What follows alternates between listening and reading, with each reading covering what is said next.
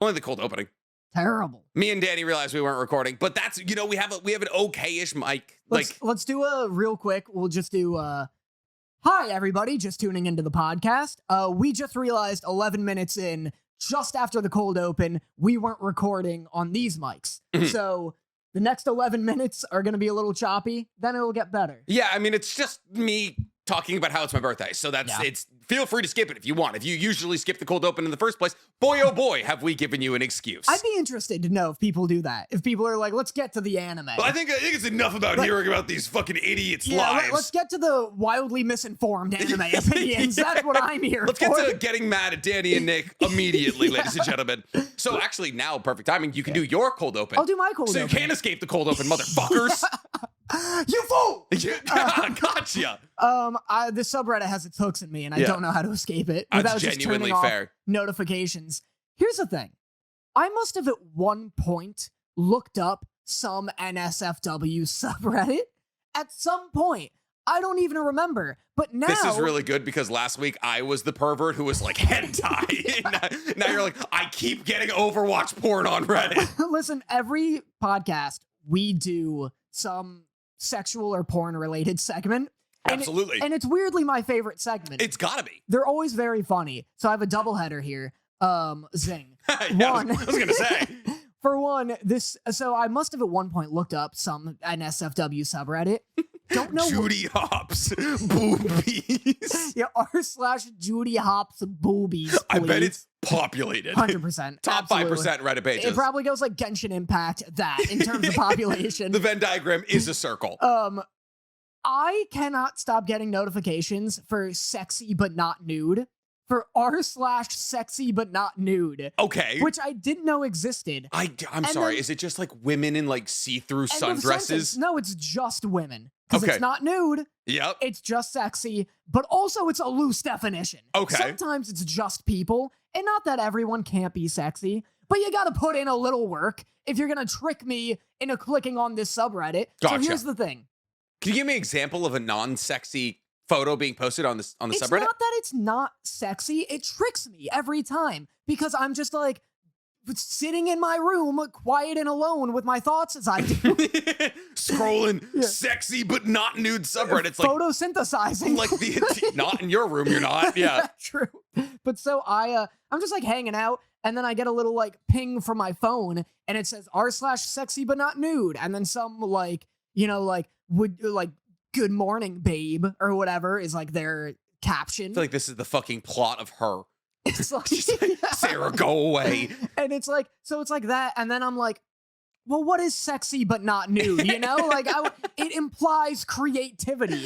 So every time I open the notification, and like in its least creative, it's just like a selfie, just a fully clothed selfie of someone, sometimes in their 40s, and just smiling, just a regular pretty person. And I'm like, this wasn't worth it. No. This wasn't worth the 30 extra notifications I'm going to get now. Yeah. And then other times it's like, but then on the other spectrum, sometimes it'll be a girl just like in a G-string and like no top, but you just see her back. And I'm like, hey, that's practically nude. That's nude enough. That is nude adjacent. That is not what I signed up for. I feel like nude is if like, would you wear it on the street?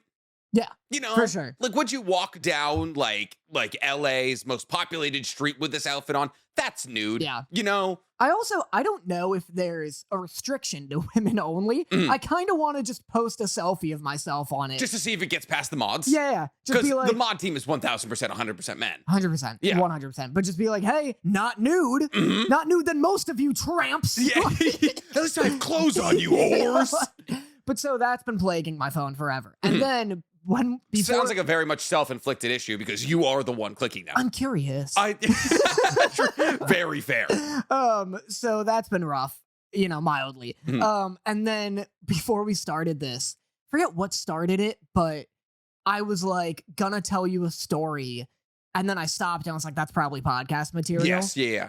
I forget what it was. We were talking about like your dad. Yeah, my dad for some reason.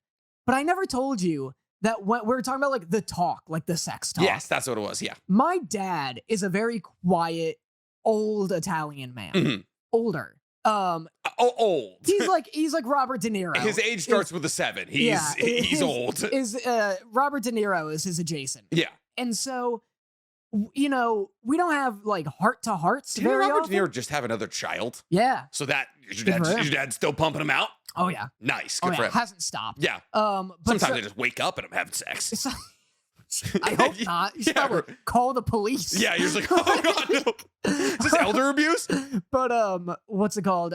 So I remember getting like the most equivalent to a sex talk from my dad that I'd ever gotten, which was in the middle of a Wendy's in broad daylight. And he was like, this is the place. I was like 17 and I'd had a girlfriend for like a year now. And he like, I never saw him bring this in, but we're in this Wendy's and he's like, Dan, you know, you're getting older. You're going to start having, no, stop. Don't, let me just finish. You're going to start having, you know, thoughts and, you know, you and your girlfriend might start experimenting. It's just important that you do it safely. So here, he hands me like a Walmart shopping bag, like a plastic Walmart shopping bag full to the brim of loose condoms. Maybe 30 or so loose condoms. Just puts it next to my Baconator. Didn't you live with him? Like, we could have had this conversation in our living room. Well, my parents are divorced, so sometimes he would just like come, we'd get like Wendy's, and then he'd be off. He's like, yes, court mandated dad time. I just like come home that night with condoms spilling out of my hands. Mama, look what Papa gave me. Fuck your dad. What happened? Why are half of them open? Why do they all have safety pins through the center? You're giving me a grandson. I don't have much time on this earth. It's like revenge against my mom. Like, you're dealing with them. But just like, yeah, I don't know why that memory just came flooding me. Just him like putting a big bag of loose single condoms. So funny. Like he raided a college dorm. That's what I'm thinking. Like it's like he just like found a bowl. Yeah. And was just like, hell yeah, good thing I have my plastic bag on me. The way I used to. Just like shoveling him in. Yeah. Like he's a crook. And like the nurses are just watching him being like, you're way too old to be here. Yeah. The way I would take like entire bowls of condoms and then just never fucking use them. Listen, use a condom. I got lucky. What do you mean? I would take a bunch of them and I'm like, oh, definitely gonna use these. Yeah. Then I would just have bare sex with women. You're insane. Don't do that. That's so dangerous for everyone involved. I'd be like, a maniac. I don't do it to be home, but I'd be like, you want me to use one? They're like, no, that's fine. I could never. I'm too scared. I've had girls be like, do you want to try like without a condom? Like I'm on birth control. I'm like, bitch, another one's going on. I'm triple stacking. I have put a raincoat over my pants now. That's wild. Could not be me. Listen, he barely works with one on, so it's not even really an option. Now we can. Jesus Christ, that's that finasteride talking. Is that what it does? Yeah, it makes the pee go down. Yeah. I'm not on it. Huh? Like lowers your T? Yeah. Low T, dog. I feel like I'm finasteride is. Do you want to explain? Hey, it's to give you hair. It's like pill Rogaine. Yeah. But I also have minoxidil, which is like a topical that I put on top. Which is Rogaine. Really? Mm-hmm. Topicals. Listen, as any man at age 24 has done, he's panic Googled everything about losing his hair. Is it going? Finasteride is a pill you take to grow hair. Yeah. And it's more effective than the topical one, which is Rogaine. But the pill one makes your dick stop working. And it makes you want to kill yourself. What? But hair. But hair, though. But hair. I feel like having hair has made me not want to kill myself. Yeah, exactly. That's the thing. I wonder if they're just like, you might kill yourself if this doesn't work. Yeah, exactly. Oh my God. Yeah, if I'm not having hair and I'm having, no. There's nothing wrong with being bald. Stop. I'm kidding. We have bald fans. Yes, no. Please be bald. Jose looks great bald. I'm constantly just reeling you in. I'm kidding. It's horrible. I love our bald fans. Jose's very pretty with his bald head. Okay. I do like Jose bald. I can't imagine him with hair. He looks great. There's some people who just like should be bald. If you're bald and you meet me and you're a fan, I'll kiss you. I think you'd work bald. I'll kiss. No. I think you'd work. Head's too big. I think you would work. No, you want a big head. You can't have a small head and be bald. You absolutely can't. Because you Danny, I'm a 7 5/8 hat size. Who the fuck has that information on tap? I used to wear a lot of hats. I used to wear many hats. You're a maniac. I just put one on and it fits. What are you talking about? What do you mean? Your head grows and shrinks to accommodate the space. Not. Like octopi. I don't think you're an octopus, sir. Anyway, should we talk about anime? Yes, well, that's what I was going to. Yeah. I bought a gaming laptop. In Yeah, gaming you did. news, Yeah, I bought. So I FaceTimed Danny. I was at Best Buy. During Hurricane Chillery. Yeah, during Hurricane Chillery, we had a hurricane here in LA. And the worst part about the hurricane was the earthquake, which was not even that bad either. It was a 5.5 magnitude, so it was a double timer. It rained. It was just an East Coast storm. It was like a Wednesday in Boston. It just rained. Yeah. There was like some flash flooding, some places, like obviously like the Coachella Valley. There was some death. Yeah, it's whatever. That's what they get for trying to swim. And so I was like, damn, I want to like do some fun things. Yeah. I want to engage in parallel play with Dorothy. That's my thing. Okay. I want to be like, because she likes to watch movies on the couch, but my computer is not on the couch. Right. But she scrolls her phone when we watch movies, and I was like, well, I want to do something. Yeah. So now I'm gaming while we're watching movies, and we're both hanging out. We're doing our things. So I was playing Baldur's Gate on Sunday on my new HP Omen. It's got like a 4070 in it. That's and it's crazy. Like, dude, I'm starting to understand the memes about gaming laptops where it's like you crack it open and the fans like start to lift you. Does yours get absolutely fucking like thermo? Dude, like my balls were like, I was like, okay, I'm starting to under like, if the finasteride doesn't kill the PP, the gaming laptop absolutely will. Yeah. Because oh my goodness, I had to put a piece of plastic over my lap and like hold it there because I was nuking my thighs. I think I have a tan. Oh my god. I think I have a tan from it. My laptop, I've been killing my laptop. I hope not. I've been panicking a little about it, but I will like to upload stuff. Like sometimes I upload videos on it. I'll turn off the like sleep mode and then I'll just close it, but it'll stay on. So then I'll come back to my laptop like 8 hours later and it's a fucking like hot cold. Yeah. Like I pick it up and it's like, fuck. Yeah. Like, and I'm like, Jesus Christ. So yeah, they get like absolutely like 3rd-degree burn worthy. That's wild. It held like it did Baldur's Gate like completely fine, so I was happy with that. But outside of that, obviously I'm going to Vegas. If you listen to the cold opening, you'll know I'm going to the Vegas tomorrow, which is why me and Danny are filming on a Tuesday, which is much earlier than me and Danny usually film. Which means that not a lot has happened in anime, like especially considering the fact that not a lot is happening in anime currently. Basically, all that happened in anime up to this point is that we got a new episode of Bleach. Right. Specifically, we got Kenpachi Zaraki versus the Visionary. So, like, to give you a perspective of how powerful the Bleach universe is, there is a character who's not even the main bad guy. He exists in like 4 chapters, maybe 2 chapters. And his power as he battles against the strongest captain is just whatever he imagines becomes reality. Nice. He can just create a pocket of space to throw you into space. He can make his body as hard as steel. He can heal his wounds just by imagining that he's not injured. Yeah. He can double himself. He can make meteors fall out of the sky. Like, he's the most powerful out of all the Stern Raiders, and one of the Giga Chad captains, Kenpachi Jiraki, like everyone's favorite character, is just like big sword go burr, and that's literally it. But this guy's got all the abilities of like a 4th grader with an imagination. Dude, like, it's like when people think about how I would get more wishes out of a genie. They're like, I would just wish that everything I want comes true or stuff like that, or everything that. Did you ever do that growing up, where you're like, if I had a genie, here's how I would get more wishes, assuming that you can't wish for more wishes? I was like, no, I wasn't creative. You enough. never I did was that? Just like, well, 3 wishes. I was too like good. I was like, I don't want to scam this genie. Yeah, this genie, this all-powerful entity. This poor genie putting himself out, giving me wishes. Been living nothing. in a lamp. How dare he? Yeah, exactly. You also don't prepare for the zombie apocalypse. You concern me. What are you talking about? I'm fucking ready for the zombie apocalypse.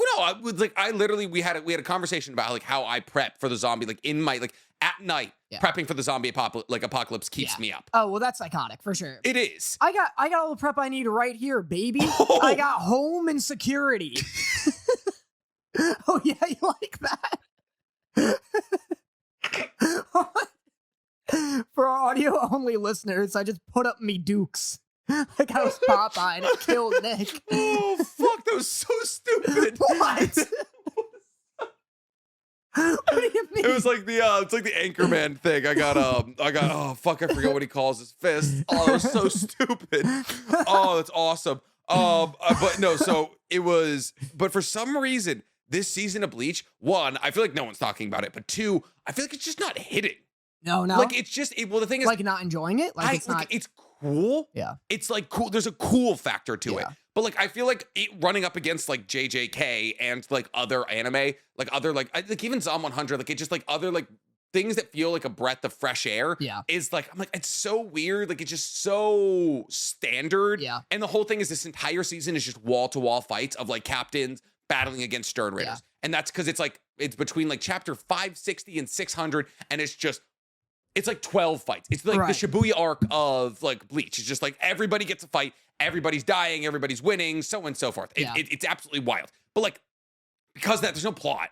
It's just like, oh, there's a guy, we gotta fight him. There's a guy, we gotta fight him. And like, because that back to back to back incredible fights. But at the same time, I'm like, there's nothing going on. Yeah, here. it's like Demon Slayer season 3. Yeah. Where it's like, it feels like a ton and nothing is happening at the same time. That's the thing, dude. Watching you try and get like a full half-gallon gulp in before Full gallon, baby. Before you go. Well, I know, but like, you will like, I don't know, you look for my windows where Absolutely. I stop and you're like, I've gotten much better on it too. yeah. Because in the day, like it would used to be like, you'd be like closing out a thought and I'd be picking up my water Yeah. bottle and then you would just stop and I'd be like drinking water and you'd be like, Yeah. okay, silence. I'm trying, after your Mushoku Tensei rant, I'm like over here with my big like spear, my big polearm. Your candy cane? Just looking for a gap in your breathing so that we don't get another 15-minute uninterrupted rant. Yeah, that was so I went on a bit of a tirade recently on all platforms. People were angry. People were angry. Here's the thing. I meant to do this as a gag in the beginning of this episode. Spoiler alert for any anime Nick says the title of going forward. Because you fucking spoil like a madman. That's what do you mean? A lot of people were mad about that. A lot of people about me spoiling the fact that Rudy buys a slave? Easy. Yeah, he's like, oh no, my bad. Apparently that hasn't happened in the anime. That's like light novel content. No, it's episode 6. No, people, you apparently, I don't know, I haven't seen the show. Okay. Apparently you spoiled shit that doesn't happen in the anime. No, the Sylph things. Like all of Rudy's like marriages happen in the light novels. Gotcha, Yeah. Oh no! Whatever will you do? People care. We're an anime podcast. You're telling me people don't care about the plots of anime? Oh, and you do it with everything. It's not just Mushoku Tensei. We got comments, and it went way over my head. Thankfully, I don't remember, because whenever you start... just associated reading them. Whenever you start... No, I don't remember what you say. Gotcha. Because whenever you start talking about an anime I'm even a little invested in, I just go... The brain just shuts off. The brain shuts off as a defense mechanism, because I got a lot of comments being like, not Nick literally spoiling the ending of Full Metal Alchemist right in front of Danny. I don't remember what you said, but there's a lot of comments like that. No. Where people are like, not Nick, not Danny being like, I'm on episode 30, and then Nick getting into what happens in the end. No. Apparently. I talked about how alchemy and alchemistry are different. Okay. That's it. I don't know. I'm just telling you, I just read some comments. There are so many other things I could have spoiled about FMAB. I mean, there's a ton. There's a twist every 2 episodes. Dude, that's the thing. No, I didn't reveal the identities of any of the people. I didn't talk about... I thought you were about to be like, I didn't say Al dies. I didn't say Winry fucks Ed. I didn't talk about the ending of FMAB at all. I cannot have that held against me. I'll run the tapes back. I swear to God, I'll do it. Listen, the ending of FMAB is like very complex. It's like you would have to go pretty hard into an explanation. I'm not going to explain it. I won't. I swear to God, I won't. What episode are you on? 32, I think. What just happened? Oh, fucking Bradley hired Hawkeye to be his personal bodyguard. Yes. And it's just, right now, it's a big calm before the storm while everyone's getting, like, shifted around like they're Catholic priests. Yeah. And, like, it's just tense. They send the chain chomper guy to, like, the cold place or something like that? We're about to go to the north. Yes. And meet the other Armstrongs. Yeah, which is crazy. Which is hype. Yeah. It's just a lot of, Bradley's son, like, came up and chatted with Ed and Al, and the whole time I'm just like, kid, get the fuck out of here. You're gonna get everybody killed. Like, who? Bradley's son, the kid. Oh, yeah. Why is he gonna get everyone killed? Just by talking to people. Just by being too close to people. Because Bradley's constantly, like, ready to murder people. Genuinely fair. You're like, how did you acquire a son? I know. It's kind of like Aaron, what's Aaron's father?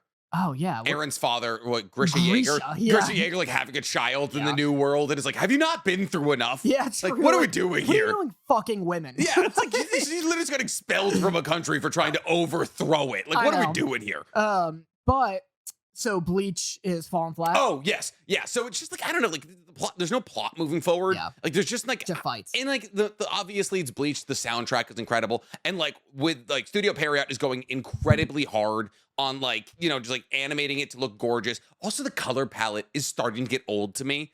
They just made like everything is blue. Like it's just like from the beginning of Thousand Year Blood Work, I get it because Reishi is blue and like there's a bunch of Reishi explosions, and then the Sarate and it's dark. But like everything's just like blue and red, and I'm like, what? I was like, can we get like one other color? For the comments to be like, wow, fucking new colors, please, says Nick. It's just like it's like whenever you go to like a foreign country in an American action movie and it's like yellow, and you're like, this is it's just not realistic. So I'm just like, I don't know. Like Bleach is obviously it's good. It's just not. You finished the manga, right? Yeah. I saw some like Super Eye Patch Wolf video or something that said like the manga also falls off towards the end. The problem is, so Tite Kubo got rushed to finish it, and I thought that the reason I got excited for the season is because I thought that because I saw they're like, they were adding things. Well, it's like they're showing Shinji's Bankai, like they're gonna like add the things that Tite Kubo always wanted to add. It's a page to page like complete remake of the manga. I even like in the beginning of the season because they showed Ichigo training a little bit, and because they showed Shinji's Bankai, I like tentatively wrote down like a plot for a YouTube video, like everything the Bleach like 1,000 Year Blood War arc anime changed from the manga. And then like, they stopped. It's two fucking things right now. It's literally he trained and Shinji's Bankai. Yeah. So like I figured you could milk a video out of that. I could, I guess. I've done more with less. Yeah. Like the other day I filmed a video because a guy emailed me and it was like, the toads about Muabuko have a thing called the Memory Stone, which shows them all of history, which means even if they were affected by the brainwashing, like they'll know the true memory. It's Boruto. Okay. Yeah. And I was like, okay, cool. I can make an entire video about this. And I made a 17-minute video about it. Nice. So like, yeah, I guess like I am the king of Yapperton. Bro, I just be yapping sometimes. You do just be yapping. I that literally is absolutely I like you like if you're yapping, you have to pay like tithes to me because I am the king of Yapperville. Nice. Yeah. Outside of that, you and me watched a live action movie. We did. Yeah, a 2-hour live action movie. Okay, live action movie. Now you're talking my language. Me and Danny obviously have been talking about the fact that anime is gone, but did you not notice I was doing a Charlie Kelly? Because otherwise I was unbelievably embarrassing. Is that what you were doing? I thought you were just being sassy. You never seen him be like, okay, cat in the wall. Now you're talking my language. Yeah, no, I know what you're talking I'm about. Embarrassed. Well, no, it's like Nightcrawlers. It's like when he wants to play night. Yeah, I know exactly what you're talking. Listen, okay. I'm a massive Always Sunny fan. But so me and Danny, I stumbled upon the fact that there's a Zom 100 live action movie. Did ya. And not bad. Yeah, how about that? It wasn't bad. How about that, huh? It's interesting. It's not like the manga. It's not like the manga. Well, they change a lot. A lot. How do you want to, like, is there, like, a point you want to address first? How do you want to do this? I have notes.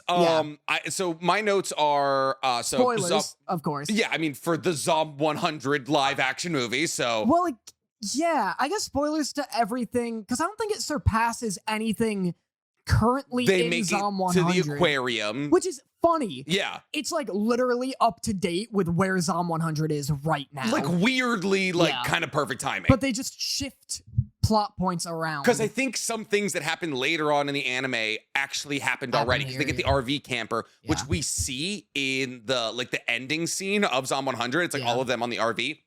And then there was an onsen. And all right, so I have points. So I said they made him play American football. Yeah, they did. Why? I don't know. That was really weird. Like, and you why, see it? Yeah, like it was like why switch it from rugby, which is drastically more popular in Japan, to American? Who plays American football in Japan? Isn't he also like a wide receiver? So what's really funny is like he was like, yes, well, like wide receivers are never like that big, but he was like, I was a wide receiver. And the one scene that there's two scenes they show him playing football. One of the scenes, he's playing running back. He's running the ball from the backfield, and I'm like, this is the wrong position Simply entirely. Not wide receiver. Yeah, and then so there was a bunch of other like football scenes, which we didn't really get in the anime. I feel like there's no rugby scenes because honestly, who cares? Yeah, the rugby thing is just to illustrate why he can like jump through a window. Yeah, without why caring. He's like kind of strong. Yeah, and it's also the funny thing about him being a wide receiver rather than like what's what's a tight end? There you go. Right? Yeah, that's the Look big at one. you sports balling. Yeah, look at It's that. like you're trying to like relate to your like estranged father. Yeah, It's I was bullied by sports players. Oh, I could imagine. Yeah, yeah. I know their position. I had to learn things defensively. Yeah, exactly. If he was like a wide end or tight end, There we shut go. up. Listen, wide end, more like me after 2 years in prison. God, if he was a tight end Uh-huh. and he was big, that would make sense for all of this. Yes. But he's a wide receiver in football. The reason rugby works is because it's like stereotypically rugby is like the violent sport. Yeah. So it's like when you hear he played rugby, it's like, oh, I get it. That's why he's going to be like aggressive. Yeah. He can just run fast and catch a football. Like, Wide what does that receivers, do with it's the beating up softest. zombies? It's literally the softest Yeah. position in football. He might be quarterback. Yeah. Like- well, so his teammate or his best friend Yeah. was quarterback. Yeah. And both of them are tiny. Like they're Yeah, like little. very small Japanese men. They I don't like Kensho in the movie. No. Yeah. Also, like they skipped like Kencho's entire thing is that like he's also trying to make a list of like 100 things he wants to do before he becomes zombie food. Yeah. And he wants to become a comedian. Yeah. And they just skip Not that. in the movie. He Completely doesn't. skip the whole comedian thing. So it's like, okay, there goes all of Kencho's character development. Yeah. And then it's like, oh, he dyes his hair. And he's like, well, yeah, all of the dropouts have dyed hair. It's like, what do you mean? It's just add a line. Just say he wants to be a comedian. That's like, it. what is this? Have him do the naked bit one time. Like it's Yeah. like it's like 2 minutes. It doesn't cost you anything in budget. Yeah. That's It's not like they're against nudity. Yeah. We see a lot of tits in this so movie. many. My number one comment was zombie tits ? Lots of zombie. Because Yeah. the first thing is you see a zombie tit girl lady in the hallway, and you're like, oh, that's probably the only time they'll do it. No. Fucking no. Tons. And then it's like, okay, go back into Kencho's room, another fully titted woman, Yeah. just all strung up, Yeah. and then go back out, and then they're just getting chased by fully naked zombies. Yeah. And I'm like, here's my thing. I like they didn't do anything like, you know how like Otari or Otami or whatever her name is in the beginning, she's getting railed out by the manager. Yeah. And they skipped that. Yeah, they didn't do that. They showed like none of her relationship with the manager because like either they didn't want to sully her, or I was like, oh, they're trying to like not add sexual scenes to Yeah, this. yeah. And then the next fucking scene, And ton of tits. tits everywhere. Tits. Kensho also gets like a mildly graphic sex Like hand scene. job? Yeah, Yeah, hand like- job, which was weird. Yeah. Also, you know what the worst part about all the zombie tits were? Loved them. Yeah. Did a little something for me. Did 100% for me. Yeah. Because they're all like kind of thick chicks. Yep. It was like thickish Japanese Yeah, girls. they were good looking Especially Japanese the girl who was girls. strung up. I was like, Yeah, good job, Kensho. yeah, good stuff. Anyway. I know, I was right. I wasn't gonna fucking say that. That was my second. If your first note was lot of zombie tits, my second note was like, why do I love this? This is why I love you. Because I was my exact fucking thought was I was like, why is this doing it for me? Well, it's so funny too because I'm not even like that with movies. Like Yeah. movie nudity, like never really does it for me. Like Yeah. when Oppenheimer was coming out, everybody was like, We get to see Florence Pugh Yeah. get railed. yeah, it's like Florence Pugh naked for 15 minutes, and Yeah. like. Yeah, she is, but I was like, what a gross thing to be like, that's why I'm seeing Oppenheimer. It is wild. In this movie, I was doing a little like back arrow key. I was like, wait a sec. Did I was like, hold on now. what size do those look like? Exactly. Top of the head. Man. Because I was like, I feel like people are gonna be like, Nick likes corpses. And I was like, I don't know. It's like scary. Like You're welcome. scary boobs. I will be your Jesus Christ. I love this. Take You're that bearing for my you. sin. It's a thing about accidental nudity, not accidental, but like you didn't know it was gonna happen. Like me and Dorothy watched True. No Hard Feelings a couple days ago. It's the No, movie I've seen it. where Jennifer Lawrence is like Yeah. dating a child, and there's a whole. Well. He's 19. Yeah, she's 32. Yeah. It's kind of weird. Spoilers, because I know what you're about to say. Oh, okay. Well, okay. Yes. Spoilers for You the just say it. It takes half a second to say it. Spoilers for the rom-com that came out 6 months ago about Jennifer Lawrence dating a almost child. That's so not a long time. I guess. So there's a whole scene Yeah. where her and this child go skinny dipping. Yeah. And they're hanging out, and then a bunch of people come to steal their clothes. And then Jennifer Lawrence, in a fit of rage, just stomps onto the beach, full pussy. naked. Full pussy. Yeah, full like, pussied up. like completely fucking naked, and just beats the shit out Yeah. of 3 people. And I'm like, me and Dorothy were like, what the fuck is going on? It was wild, Yeah. dude. Yuji and Toji would have they would explode. Good fight scene too. She was like throwing bitches around. She suplexes one. Yeah, listen. Yeah. Imagine being the actor. It's like, oh, I got a role. What's the role? I get suplexed by naked Jennifer Lawrence. Yeah, I swear to God, I would die to have that role. Please put my head in the ground. But anyway, Zom 100. Back to solidarity with the strike. Yes, naturality. Oh yeah. I messed up with Oppenheimer. It's okay. I opened the floodgates. Okay, but it's whatever. Like, but what's it called? Mother fluffin'.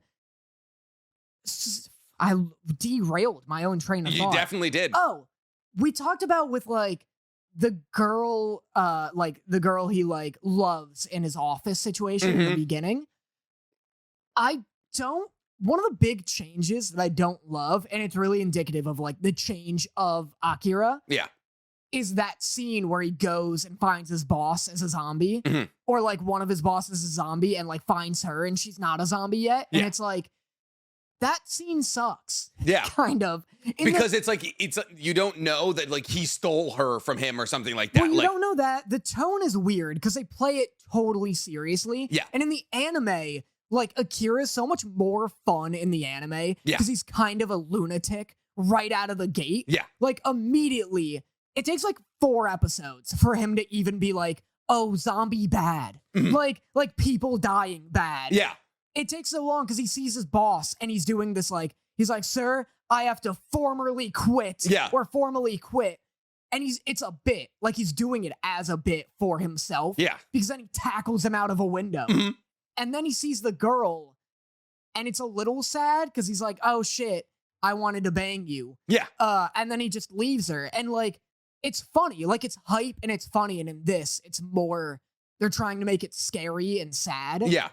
And it makes Akira just kind of boring. Like, he doesn't have that, like, lunatic energy in this. He's like more boyish charm than like, I am a man who has been suppressed by like in a repressive society. Yeah. And like, I am now happy that the world is fucking over. He's not like, he's like ditzy in the movie. Yeah. He's not like I don't get what we talked about last week where it's like, I don't buy that his actions would inspire others because he's too like passive. Gotcha. Like he's like, I guess I have this notebook. Whatever. Like, yeah. I don't know. Until the very end, I have a note. Have you seen the shark scene? Yes. Have you seen the shark scene in the anime? Yes, I also watched hype, right? Pretty hype. It was good. He does a big old lightning punch, which was sick. I didn't think he would do that in the movie. Yeah. He has a line in the movie that goes super hard where he goes, where is it? Oh my God. No chance I didn't write it down. Are you kidding me? Are you absolutely kidding me? This isn't like you at all. Oh, here we go. I was going to say, you came in so hot with SAO one-liners last week, so. I got the lines. I have 2 lines I'll bring up. Perfect, let's get it. Where Kensho is like Akira's boss is like getting attacked by the zombie shark at the end. And Tensho's like, don't go out there. You're being an idiot or whatever. And he's like, I may be an idiot. And then he turns around and he goes, my boss getting eaten by a giant hungry shark is not on this list. And he hands him the notebook. And I'm like, fuck. It's pretty dope. I was like, that's sweet. Yeah. Yeah. It was a weird ad to like have his boss be alive and also at the aquarium though. It's weird. They make a lot of weird changes and shifts. But the thing is, like, I feel like it's so funny to see this kind of movie though and be like, yeah, these are the ones we should be getting live actions for. Because you're like everything about this has been done before. Yeah. It's like, it's a zombie movie. And like, obviously like us, like getting a zombie movie is like not anything new. Yeah. And it was weird that they like, the ending point was a bit weird because like, and they ended at episode 5 of the anime. They're not like done with the manga or anything. And it's like, there's obviously a lot more to the story, you know? And so it's like, it is kind of weird, but at the same time, like realistic anime, those are the ones should get like anime adaptations because obviously like, I think One Piece is going to be goodish. Like we don't really know. We'll see. I'm genuinely like unsure. Am I allowed to talk about it? No. Okay. Never mind. I will not talk about it then. That's tough. Yeah, it is. I know. That one's tough. We can't talk about Castlevania when that comes out, though. We can. I think because it's animated. Yeah. We're absolutely going to talk about that in September. I'm very excited. But like, those, I feel, you a bone. I feel like those are the anime that like we should like be adapting. Like the ones that are realistic. Spy X Family, that could be adapted into live action. Why not? It's a spy thriller. For sure. It's just James Bond. For sure. Like if we're trying, like I don't get what like we're trying to do. Like why was Dragon Ball ever tried to be adapted? I don't. Well, money. Well, yeah, because of money. I guess, but at the same time, They like, tried Death Note. The Duffers are doing that now. Well, what I think, what? The Duffer Brothers, The fuck is a Duffer brother? the Stranger Things guys. They sound like they sell toilet. I don't know. The Duffers. Yeah, the Duffers. That sounds like a toilet paper, paper brand. They're doing a live action Death Note series. A series? Yeah, a show.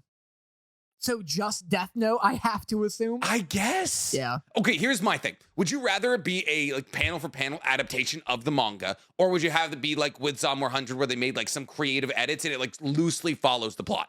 The Death Note movie Yeah. sucks, Mhm. but I prefer. But a really good like depiction of Ryuk. Genuine. Well, yes. Yeah. Yeah. But I like what they tried to do, where, yeah, if you're going to make a Death Note adaptation, we have the manga, we have the anime. Mhm. There's no benefit to doing a live action just 1-for-1 of the anime, Yeah. which is just a 1-for-1 of the manga, I think. I don't know. I don't either, honestly. I I'm feel just like- yapping. I feel like there kind of is. But like, I don't think but the Death Note movie was like, okay, we make it more of like a Columbine thing where they're like You're it's right, like yeah. a Bonnie and Clyde, Yeah. like not Columbine. They do like, what is it called? There was some other like mass whatever, but they try and do something else, like Yeah. where it is more, yeah, it's like American like school shootery vibes. Yeah. And they're like getting off on killing people. Yeah. Which was weird. It's weird Because they it write sucks. L as like this like socio, like it's like he has a mission in the anime, and like sure, like he is technically the antagonist of the show, Yeah. but at the same time, like there's like a mission, and like you can sympathize with the fact that it might have started in the correct way, but at Yeah. the same time, he was like slowly like absolute power corrupts absolutely, like he was trying to become God. Look, it's all bad. Yeah. Like the Death Note movie's terrible. Mhm. But I respect, like with the Zom 100 one, yeah, it's not that bad, but there's no world in which I recommend it to someone over the anime. Yeah, Like it just doesn't have the fun and the style of the anime. The characters are worse in the movie. yeah, definitely.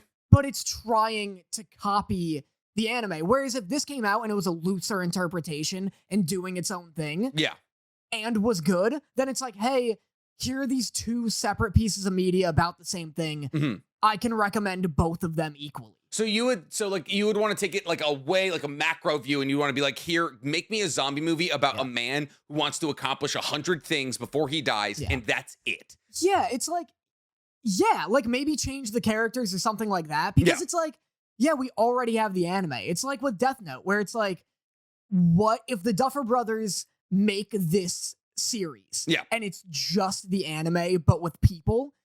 How is it not going to be inferior to the anime? No, because yeah. you can't get the crazy like camera shots, like you can't get like the intensity that an anime can. You're not going to get like them standing still, talking, looking at each other. Like that's my thing with Death Note. It's like 90% of the show is them standing, looking at each other and being like, oh, if I don't kiss Light, he'll know that I'm Kira. Like stuff like that. Yeah. Like it's literally the entire show is that. So like watching two humans. like, in that scenario, that's L saying that. Yeah. So you're like, if I don't kiss Light, yeah, it's like he'll looking in the think mirror. I'm Yeah, he's like looking in the mirror. He's like, I gotta smooch this motherfucker.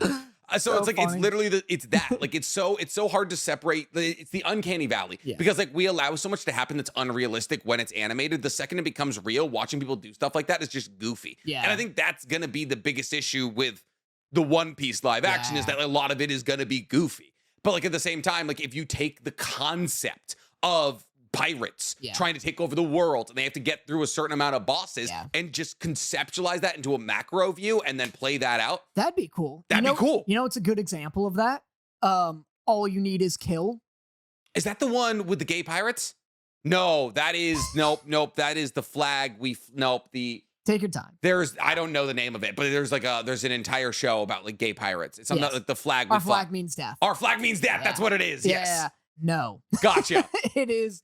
It's a manga. All You Need Is Kill. You knew that entire time and you just let me struggle? Yeah. Why? Because it was funny. That's fair, genuinely. All You Need Is Kill is a manga Gotcha. that was turned into a live action movie. Everyone keeps saying there's no good live action anime Mm-hmm. movies.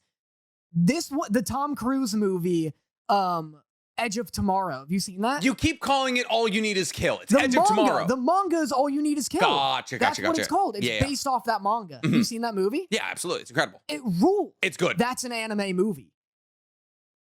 It's a manga movie. Yeah. Okay. See, yes. that's my thing. I feel like that manga. I feel like once it gets an anime, that's the problem. Yeah. I guess so. True. Because now we have something to like a visual medium to compare it to. Exactly. So many people don't read, so many people don't read manga. And this is actually a thought that I came into recently where I was like, oh, the reason that a lot of like Naruto fans aren't enjoying Boruto is because the Boruto anime isn't all that good.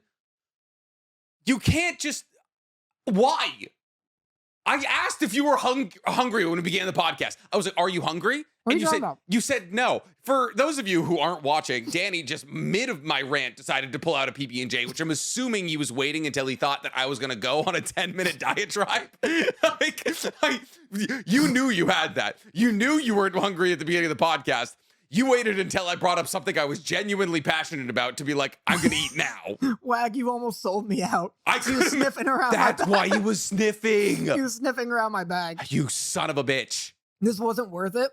After the first bite, I was like, I'm not going to be able to talk for it's fucking peanut butter. You let one episode of people being like, yeah, let Danny eat Twizzlers, being like, let's get some smackies. let's get some. I got bananas. Jesus Christ, man. Stop taking bites. You're like, yeah, this is a bad idea. You can't talk. Look at you. Audio platform. All right, I'm going to go on my fucking diatribe. Go on. Fuck you. So, all right. Boruto. So I came to this realization recently. I was posting about chapter 81 of Boruto, which came out. I was very excited. It was very good. We talked about the time skip last episode, so I'm not going to do a big diatribe on that now. But what I realized is that the reason that a lot of Naruto fans don't like Boruto is because they only watch the Boruto anime. Because a lot of Naruto fans are casuals. That's interesting. So a lot of people, not to call people who like Boruto casual anime fans, but Naruto is an anime that a lot of people, that's the only anime I've seen, right? And there's nothing wrong with that. It's a huge anime. So it's like, a lot of people, that's why when I started posting new anime content on NC Hammer, people were like, I don't watch it because I don't watch other anime. And it's like, you've dedicated this page to Naruto, keep it that way. So that's why I had to switch pages and create the Weeb Commander. But what I've realized is that the reason that Boruto isn't as publicly received as it should be is because the anime is not that good, but the manga is. And that's kind of the same situation with All You Need Is Kill. It's once an anime is created, people associate so many more people see that than opposed to the manga. So you can just take the manga, loosely adapt it with live screen actors, and then you're good. But what I think Edge of Tomorrow does really well is that they drop. The problem is once you create the anime, there's so many anime-isms. There's not really manga-isms. You can interpret a line spoken in a manga really however you want. Yeah. But when it's spoken into anime, it's it's him yeah, and being biking away, being shit like that. And it just it looks so goofy. Do a whole soundboard of them. You want me to do it? A whole Japanese soundboard. Yeah. Huh, huh. I don't remember the rest, man. You don't know any others? No, it's you were talking about the Naruto thing, and it's dun dun dun dun dun dun, huh, huh. And that's been our soundboard and edit then you get a flute, section, going nuts. Yeah. Yeah. That was probably the best I've ever whistled. Actually, that was pretty good. Damn. So, anyways, anime-isms can be avoided when you're adapting something straight from a manga. I feel like. I suppose a lot of visual anime-isms are from manga. And this clicked with me the other day where, you know how there's that trope a lot of people hate? Where... You saw me look at the sandwich. That was an intrusive fucking thought because you're using your fucking sandwich as a prop, and I'm watching you flail this BB&J around you're launching peanut butter all over this incredible desk Secret Lab sent us. And I'm watching you flail a PB&J around like there's a peanut butter allergic child near you don't like, and you just mid fucking sentence see me look at it. And you're just fuck him. I'll prove him wrong. I'll prove I need this. You think I won't? I'll prove I need this fucking sandwich. God, you're an asshole. Oh, I might spoil things, but you do shit for no goddamn reason. You love this. I do. What was I saying? Yeah, of course you don't fucking remember. You said you came to a realization recently. That What the fuck? fucking sandwich down. I came to the realization that in anime, a trope people hate from anime is that, you know, when someone will be like, Demon Slayer episode 1, for some reason I remember this, like, what's the guy with the, like, who fights Tanjiro in the first episode? He's a Hashira. It starts with a G. Gyu. Yeah. Gyu, like, you know, like throws an axe, or Tanjiro throws an axe at Gyu, Yeah. and he dodges it, and Tanjiro goes like, "What? He dodged my axe just because I threw it." Like, the trope of characters just explaining literally what happened visually. Yeah. That is a result of adapting the manga too well, because I realized manga have to do that because it's hard to tell what's happening. You can't tell movement. Yeah. You can't tell movement. So, like, in reading One Piece, something like that'll happen. Like, you know, someone will, like, dodge something super fast, and it'll just be, like, a blurred outline of the character and, like, the knife in the outline. Yeah. And you're like, what is that? And so then Sanji will be like, he moved so fast, it left an after image. Yeah. But then, if they adapt it too closely, that you'll see that happen in the anime, and then he'll explain it, and you're like, yeah, I just saw that. I literally just watched it. Yeah. But so that's like a manga-ism, kind of. So if you cut that and you're just like, yeah, you can see them move. So yeah, a lot of like anime-isms are from manga, I think. Like, you know, like a lot of the camera angles, a lot of the like crazy bombastic stuff. But like, yeah, the line delivery is definitely an anime-ism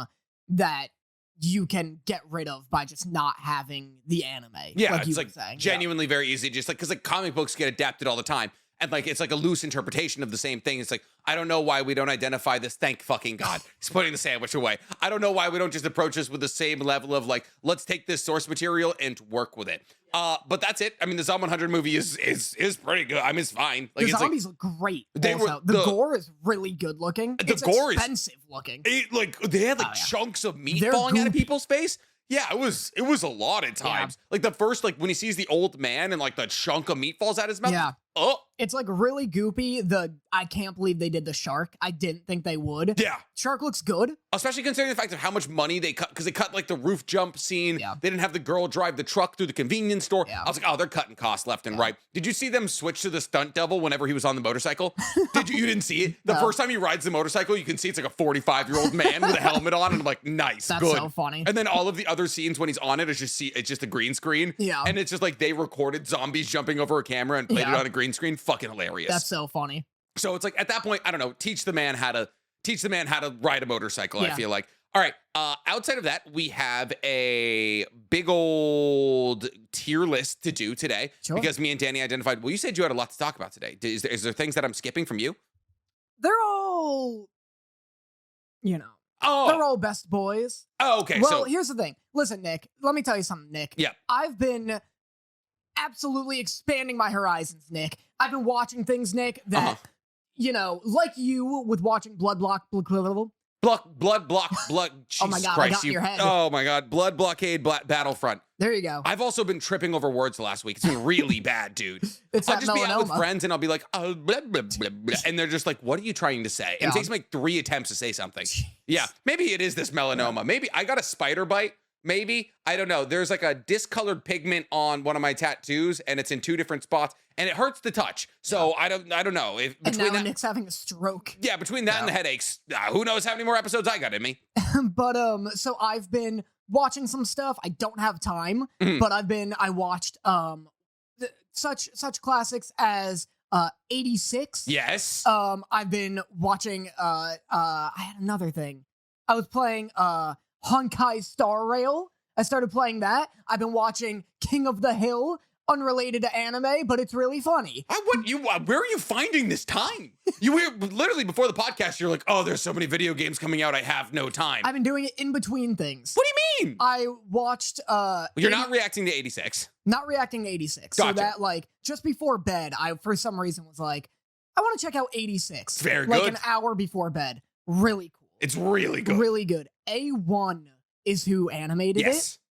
great animation company. No one talks about them. It's like them and Bones don't get the credit they deserve. Yeah. Because everyone's like, oh, Mappa, Studio Trigger, like Who does Demon Slayer? Ufotable, and then Studio Period are really the only ones people talk about. Bones and A1 rarely miss. Bones is above A1 in terms of recognition because they do My Hero. I know they did Soul Eater. They did Fire Force. So I just hear about them because I've like watched their anime, I guess. A1 slaps. Yeah. A1 goes really hard. They do SAO as well. And they're good in it. Yeah. They do that. They do Licorice Recoil, which I watched 2 episodes of. Gorgeous. I feel like I don't even know who you are anymore. I watched that months ago. Oh, yeah, you're right. Yeah. 86 is really cool. How far did you make it? 2 episodes. Okay. But I plan to do more. I did 2 episodes and I was like, fuck, I gotta watch the Zom 100 movie. Oh man, this was incredible. Time to go watch a live action zombie movie. Yeah. But so it's really cool. It's It is. The Do you think you're gonna react to it? Or you just no. I don't want to. I just want to watch a show. You just want to enjoy something for once in your life? I just want to watch a show. SAO's doing really well on my channel, unfortunately. That is such good news. I didn't know. Why didn't you tell me this? It's that, like, why would I want to tell you that? What out of 10? What out of 10? No, not 1 out of 10. No, what out of 10? Oh, what out of 10? Like 4? But that's also like 3 Black Butlers are ahead of it, which is like Black Butlers get like 100K views in 3 days. Like they're going nuts. What? Yeah. I didn't know this. It's like the most recent one's not. What? Danny, look at you. They're doing well. My other ones don't do nearly as crazy as Black Butler. Oh my God. Yeah, the worst thing. Well, okay, that's a really bad thumbnail. The worst thing I've ever seen, it's just you looking at it. Just you looking at. But it got clicks. It definitely got clicks. It got a ton of clicks. He's, and then the first Black Butler one's at 116,000. So that's why SAO is not at number 1. Well, because it's got a bunch of Black Butler out of it, and Black Butler is a horrendous watch. I mean, it's good, but it's like the kind of thing you want to watch somebody like who you like react to, because you're like, there are some moments I'd like to see you have to go through. Yeah, so I think I might return to SAO in like a bit after like either after Full Metal or Black Butler, because I'm just swimming in anime right now. This makes me so happy. Ugh, it's horrible. This makes me so Here's the horrible. thing, man. Lots of people hate SAO. I know. You can do an entire reaction being like, oh, look at this stupid idiot. People will eat that shit up. What do you think I did? Yeah, I know. I mean, the YouTube video is called Try Not to Hate SAO. Yeah, I fail. Yeah, I mean, there's definitely moments it is genuinely hateable. But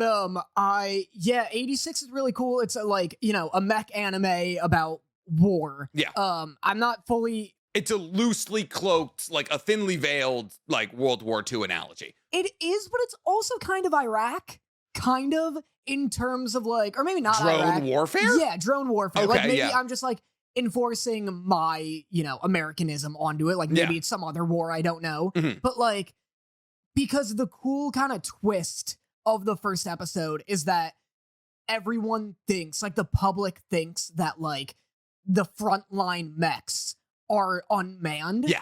But they have people in them, Yes. which is very all you need is kill, kind of. Uh-huh. But like, they have people in them. But what's cool on top of that twist is that even like the people like guiding those frontline people, like they have operators or whatever they're called, like talking in their ear, guiding them, telling them what to do.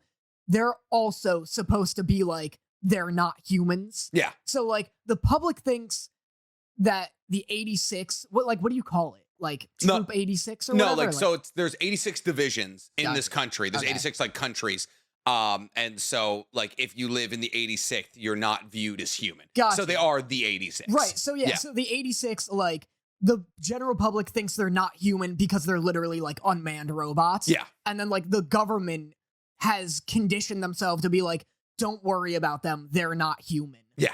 Which is so sick and fucked. And then there's this thing of like the main character, I don't know her name, but like, Oh, yeah, because there's 2 main characters, but yeah, the girl. Yeah.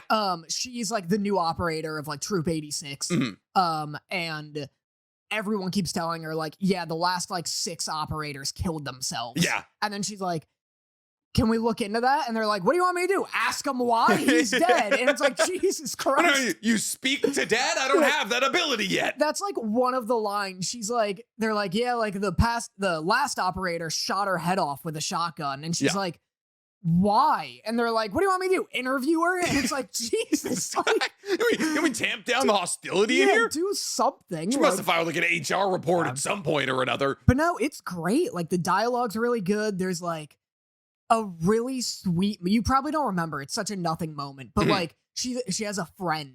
She's like talking to her friend, and her friend's like the one who's no, she's not a doctor. She might be a doctor. She works, yeah, she works with them. She like she's like an analyst. Or what something. do they call the? I mean, they're like Aryans, but they're not. What do they call? Oh, I don't know what they're like. They're the people with blue hair and blue eyes, or So in the 86 world, if you don't have blue hair and blue eyes, then you're like considered not human. Basically, at least in the country that they live in, which is very Germany. It's Aryan coded as fuck. And by the way, they're not condoning that. That's the really cool part about it. Yeah. And it's clear the government is fucked. Yeah. Like, it feels Full Metal, which makes sense because they're both like Germany inspired. They're both fascism. Like they're like an introspective look at fascism and how it can play out in a country. But they're good looks at fascism in the sense that like you buy how a public could get tricked into it. Yep. Because like it's not everyone's like outwardly evil constantly. It's just what they hear what the government tells them. Yeah, they're like, and like the government's like charismatic and also giving them good news. Yeah, exactly. Yeah, like they're doctoring news and stuff like that. But it's like a very subtle, very like grounded, realistic look at fascism, which is really cool. But I love this moment where like her and her friend are like she's kind of bummed because her troop died, or like people in her last troop died, and her friend's like, well, like, would some cake with real milk cheer you up? Yeah. And she's like all excited about it, and she's like, I even like stashed a real egg, and I'm like, what a cool way to show that this world is fucked. Yeah, like literally. Yeah. It's like, well, it's the same thing though. It's like a look at like Germany during World War II, because like they couldn't like they were getting sanctioned from everywhere, so they couldn't get like it's like powdered milk and shit. Exactly. Like, if you were found with like European like British sugar, you could like get killed. Yeah. If it was like if you had like a Union Jack on a piece of sugar, like on a sugar package, you would die or something like that. And like that's what they did in Poland. It's like Poland was a terrible place to be in World War II. But like I think it is like genuinely, because it gives you a look into fascism from the wrong side, and fascism from like the everything is okay, like we're fine side, and you get to like see the entirety of this system and how it works and like who it oppresses and who it raises up. And it's really fucking good. Like I think it is genuinely, if it's not Code Geass, it is the greatest political anime of all time. And it does that in 24 episodes. Is it done? Yeah. I hate when things finish. I know. I think it could definitely go on further, because like the problem isn't solved. Yeah. But like there's like kind of But maybe that's the point. Yeah, like I don't know. There, because like no spoilers. No, I'm not gonna. But like I could feasibly see. I haven't read the manga, but I could feasibly see it continuing. It's a light novel, which sucks because I'll never read that. No way. Because I was looking up, I was like, oh, season 3 is not confirmed, or because there was like part 1, part 2. Yeah. And I was like, oh, season 3 is not confirmed. Maybe if I really like this, because I was jazzed about it after episode 2. I was like, maybe I'll read the manga. And it's like a series of light novels. And I'm like, I'll never read that. See, God here's my damn thing. it. Why is it a light novel? What do you mean? Well, like why? Like, okay, so I feel like light novels stem off of manga. That's just a book. No, sometimes we still don't know what a light novel is. Genuinely, we have no idea. We've never figured it out. We've talked about it before. We won't look it up. I've read, listen, we're all of the treehouse. Oh, what was the treehouse? Of horrors? No. Yes, great. But you remember the time traveling treehouse books growing up? Oh, yeah. What were those? Magic Treehouse? Magic Treehouse. Yeah. Those were like 100. Those were like 100 pages, right? 100 pages, 100 books. Yeah, you're so goddamn money. They did everything, dude. My favorite was when they met Shoeless Joe Jackson. That one was sick. They got like a Shoeless Joe Jackson signed card. That was awesome. Is that? It was like a baseball player who Shoeless Joe. Yeah, he played without shoes once, and everyone was like, "We're not gonna let you forget that." Yeah. He was illiterate, so like his signature, it cost like millions of dollars. Well, this is all real. This is canon information. Okay, real life canon. Yeah. But like those books are 100 pages. Why don't we call those light novels? I don't know. They're novellas. They're short stories. Yeah. What do you want from novellas? Maybe it's just like, we call comics, not manga. Yes. Animation, not anime. So it's like if it's a maybe short, it's just their word. It's just a short book is a light novel. Yeah, I guess so. I have such an aversion to light novels for the snobbiest. Because no pretty pictures? Yes. Yeah. For one. For the like snootiest, snobbiest reason ever. Yeah. And it's that I like, until I read one that's good, which I never will do because I've never read one because I don't read. every now and then I'll read like literature. No. Listen. You're in a safe place. I haven't read a book that wasn't a light novel since I was 14 years old. No, but I listen to audiobooks all the time. Like all the time. I crush through audiobooks. It's a podcast. Easy. It's a podcast. It's a book. It's anyway. What is the difference? Between It's people what? talking into a microphone, Danny. It's a podcast. Okay. Yeah. But it's written. They're reading the book to me.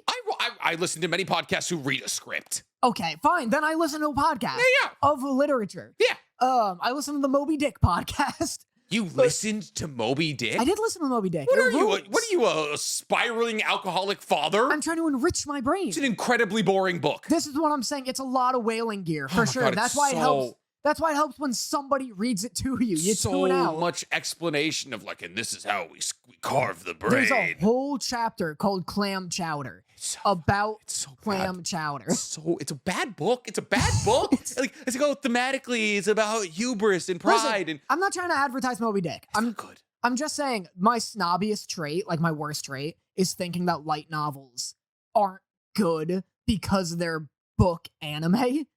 That is my most elitist take. I feel like it's not a bad take, but at the same time, okay, like I don't know. I've never read them though. It's technically, what separates light novels from a YA novel?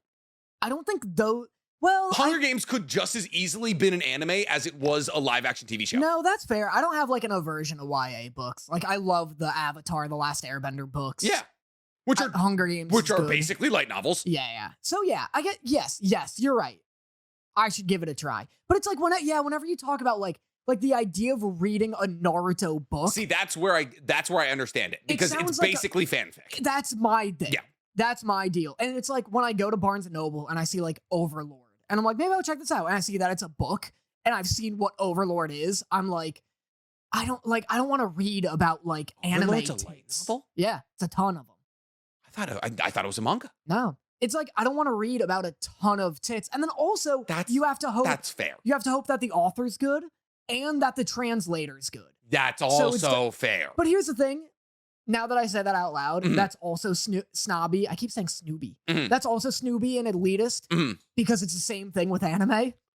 You I have to hope guess. that the writing and whoever did the subs is good. So so long it's as the the same. writing and the translation works in anime, they probably figured it out for the light novel form. It's the same thing. But here's my I'm thing. just pretentious. I understand not wanting to read something like an isekai light novel. Yeah. That's weird. Yeah. It's not weird, but like it's just like I'd rather like 86 I would read because it's like a political thriller. Yeah. You know, it's like that like this is a cool thrilling like chase, like building like a political universe out, like a war. Yeah. That's the kind of book I would read. I wouldn't want to read like, oh, I'm a level 95 and that's why I get to go oogle albedo. Like I just like that's just a weird I'd rather watch that. It's a weird, I don't know why I can't like make this connection because like anime, when I watch anime, it's animated characters. Like they look 86, they look like she looks like a teenage pretty girl. Yeah.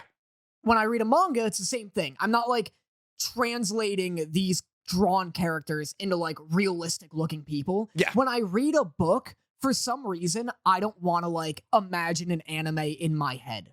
You know what I mean? Like when I don't want to like That's fair. read a book and think that it's like Tanjiro being like Hinokami, blah. Like for some reason when I read books, I'm like, these are real people. Yeah, no, I could see that. I feel like, but if I'm reading a Demon Slayer light novel, I would put Tanjiro in there. But if I'm reading like a book that's supposed to be a light novel and it doesn't have an anime adaptation, yeah. they're real people. Yeah, exactly. Like And so the idea of them doing anime-isms in that book is weird to kind me. of uncanny valley. Yeah, You're right. exactly. Yeah, but at the same time, I feel like you could just because is there animeisms in a light novel? That's the thing. That's the thing. Yeah. So I don't know. This whole thing's been speculation. Like, I so mean, maybe I I'll try read- one out. I read a lot of light novels, but they're all from Naruto. I read like Oh. Naruto, the So light are novels. there? Do they do like anime-isms? Like, Not really. No, it's definitely more grounded. It's more like he sighs. You know, it's are like they good? Do you like? Would the you light- recommend the- them? Some of them are good. Some Yeah, of them are not. You know, some of them are just Yeah. like kind of boring. Like Shikamaru's are boring. Are they like well written? Like, do you get something out of a light novel you couldn't in like a manga? It's like it's kind of like so it is kind of like reading fanfic because it's like these are my favorite characters. Yeah. Look, they're going on a mission. Yeah. And it's like They like, can't die or do anything canon. exactly. Like, Well, yeah. like it's like exact because they're Yeah. existing between blank Right. periods. So it like fleshes out like reasons. It's like Minato's new one shot. Like nothing new happened because both the characters are already dead. Right. You know, it's like, so they like fleshed out how a mechanic works, basically explained why Kushina was in Naruto's seal, like when he broke out in the pain fight, like gave more explanation to the existence like in the universe. Like, so like the Itachi light novels are really good for like explaining lore because you go into the Uchiha massacre, you see like how Toby and Itachi split up who they're going to kill. You see how Shisui dies, like, and like why he was like willing to let Danzo yank out his eye and stuff like that. So like, if you're curious about a universe and like, cause like so much has to go unexplained when trying to build an entire universe, they're really good for filling in those gaps. Yeah. And at the same time, if you just enjoy the universe, that's why I enjoy them. But I'm not like, wow, these deserve like Pulitzer prizes, Right, you know, right, like, yeah. or like New York bestseller. Like, I'm just like, oh, fun. I Yeah, get to learn like, right. it's like the Akatsuki Hiden one is a perfect example. Cause it's like, there's like 6 chapters and each chapter is just like a team of Akatsuki members. So there would only be 4 chapters or 5 chapters. But it's like Hidan and Kakazu going to a village looking for a guy. And you're just like, oh, cool. I like these characters. I'll read about them doing something funky. Yeah, and like, that's right, literally right. that's the entire purpose of the light novel. Yeah. So it's like, you like these characters, interact with them. Gotcha. Cool. So neither of us understand light novels. Let's do this tier list. Yeah. Let's do some more things we don't understand. Yeah. Cool. So today, me and Danny are doing a tier list of anime MCs. So we have about 30 or so anime MCs that me and Danny are going to sort into S, A, B, C, D, or ruins the show. Whoa. So we don't even have a, that feels like it's in response to last week. I'm defo putting at least one person down there though. First one, let's get real controversial with it. Ash Ketchum. Whoa. Ruins the show. Fucking asshole. Brock supremacy all day. I feel like That's so interesting. Ash is B if I've ever felt a B in my life. He's not like He's he not. has moments. He's not. He's not, right? I've been wondering, Yeah. do people keep up with Pokemon? Oh yeah. But I like the anime. Yeah. That's so interesting. I I've been considering. I think the thing is, I think it's stayed for children for a long time. So I feel like every generation of children has gotten a new generation of Pokemon. Right, which is the point, kind of. Yeah, exactly. But So- I wonder if there's like, I don't know. I wonder if people are like, yo, Sun and Moon's anime goes really hard. Yeah, like the new not the Violet? No, the new like locations. Like when they do like Hoenn or like, you know, like things like that. Yeah. Like the Hoenn arc. Yeah, exactly. Like, yeah. Well, that's the thing is like every new game kind of like Right. every new area comes with like a new series. And so like Ash just recently, he's not even the MC of the show anymore. Yeah, he's done now. He's done. He's a champion. Yeah. It took him 25 years. I guess B's comfortable. Right. Because like Yeah. I feel like the Pokemon do a lot of He the. doesn't evolve. Like, No. Ironically. Yeah. Like, That'd be wild. He just like does his Gon transformation. dude, give me Pokemon Shippuden. Like Him as a gym master? something. Give me them like old, or he still hasn't done it and he's kind of pissed about it. Give Mhm. me like Alternate PG universe Ash, like 45 years old, be like, Pikachu, Look, if figure it out. If Pokemon's G, give me a PG Pokemon or PG-13 side anime alongside the kid one. Give me some of the manga's gore.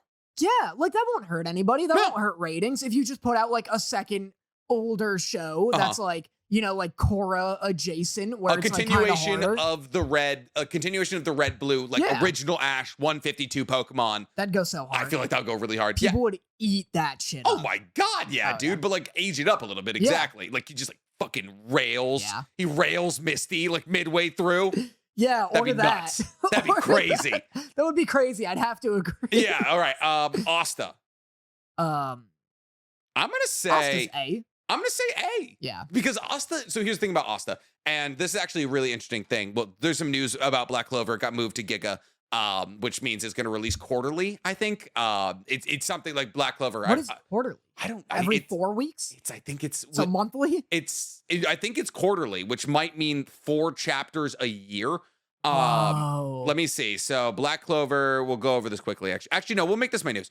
But what I actually really like about Asta is the fact that he isn't a Nepo baby. Like he is like the one MC in like it modern. doesn't turn out he's blah blah blah. Well, no, well, like kind of, like Yeah. sort of. It's kind of up in the. Yeah. Can I explain it?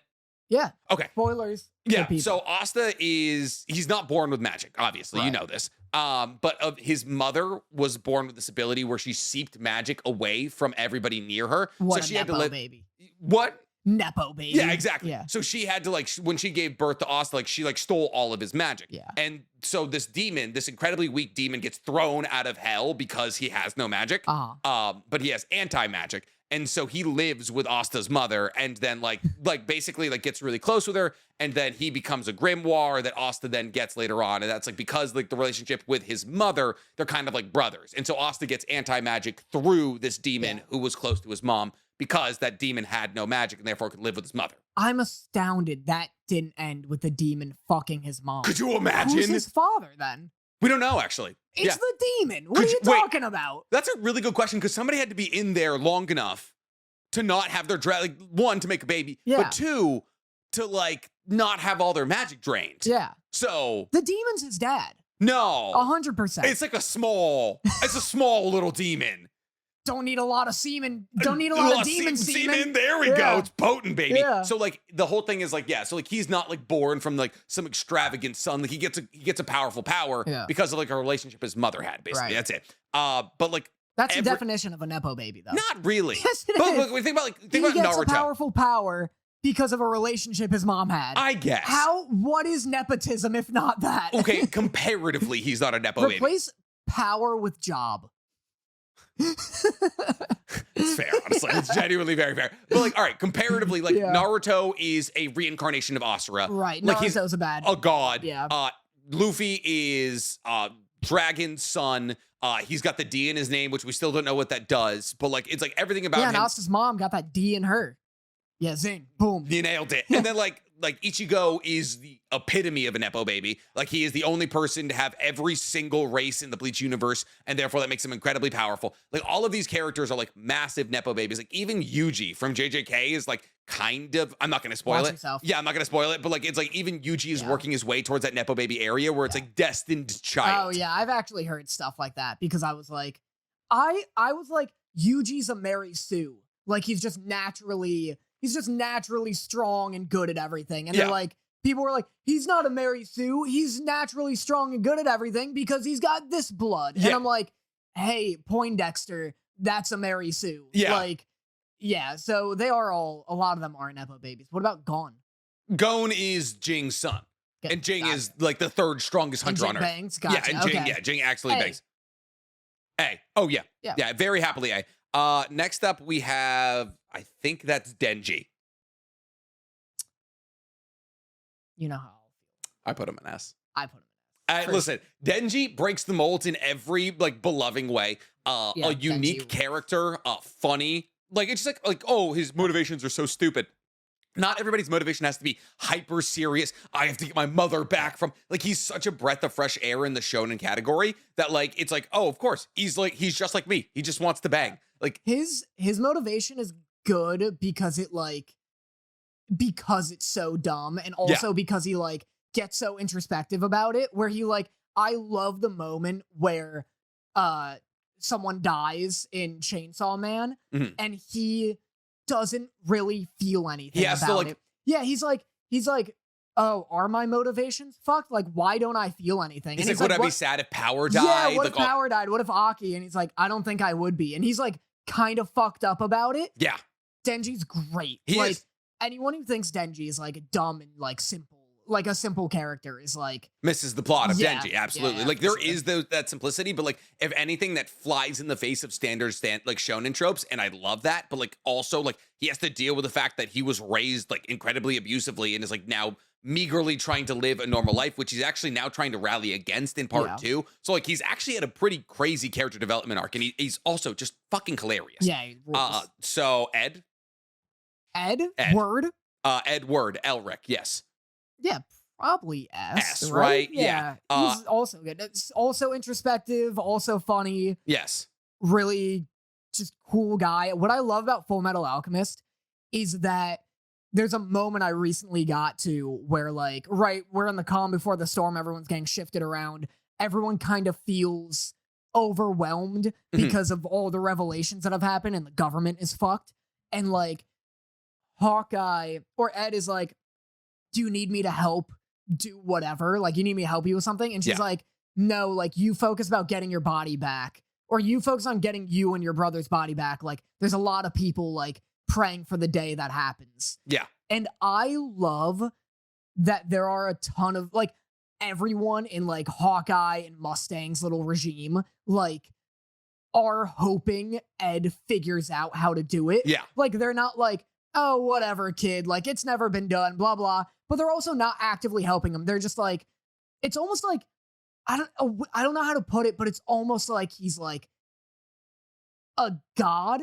Not a god, but they're just like... He's a poster boy for alchemy, because people are like, one, we like you. Two, you're powerful. Yeah. You're one of the youngest state alchemists of all time. Yeah. So everyone's like, we want you to achieve what no one's ever achieved because you deserve it. I just love knowing that there are people who are like, you know what? No matter how hard things are, like, the Elrics will get their bodies back. Yeah. Like, I have hope. Even if I have no hope in anything, I have hope that the Elrics will figure out a way. Yeah. And I love that. And if we were doing a deuteragonist, like co-protagonist, co-protagonist list, like Alphonse would also be S tier, because his story, like, running in parallel to Ed's, and like the fact that he's like trapped in a suit of armor that he can't sleep, he can't eat, all these things, like, it's like, and they make it sad. Yeah. Like, for the longest time, I was like, fucking get over it. You're sick. Yeah. Like, you look dope. And him being like, every night I just wait for everybody to wake up. Exactly. Holy shit. Yeah, awful. Like, everyone's like, oh man, I wish I had 12 more hours in the day. Yeah. No, you don't. No. Like, having like 8 hours where you're just like, goodbye world, highly essential. I would go insane, dude. I would commit so many crimes if I was awake 24 hours a day. Yeah, I'm surprised Al didn't just sneak out and come back covered in blood. Dude, that's what I would do. I mean, I wouldn't murder people, but No, I'd be robbing. Yeah. I'd be robbing so hard. Okay, Aaron. Jaeger? Yes. Hey. Listen, I'm gonna say A, because he generates conversation. Like, I feel as though Aaron, I think Isayama lost the plot after season 4, right? I think we both agree on that Isayama was like, war sounds good. But like, at the same time, Aaron is put in a very complex situation where he has to be like, it's either us or them.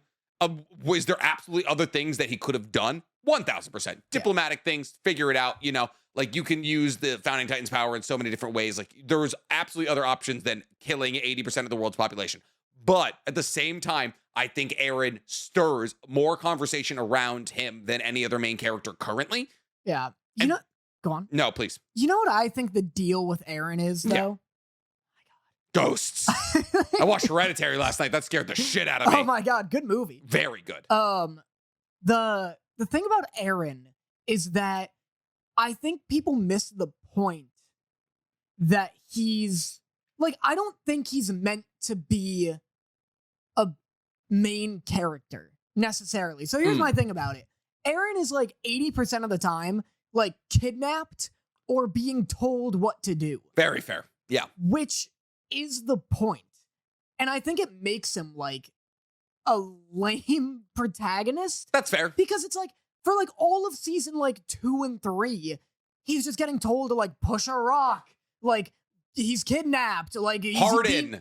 Harden. He's getting used as bait. Like, he's just getting thrown around everywhere. And yes, I think that's the point, because it results in like him turning. Like, by the end, he's like, every government is fucked. Like, I've just been used to kill Titans who are actually people. Like, my government is fucked, and then now I find out that the world's government is also fucked.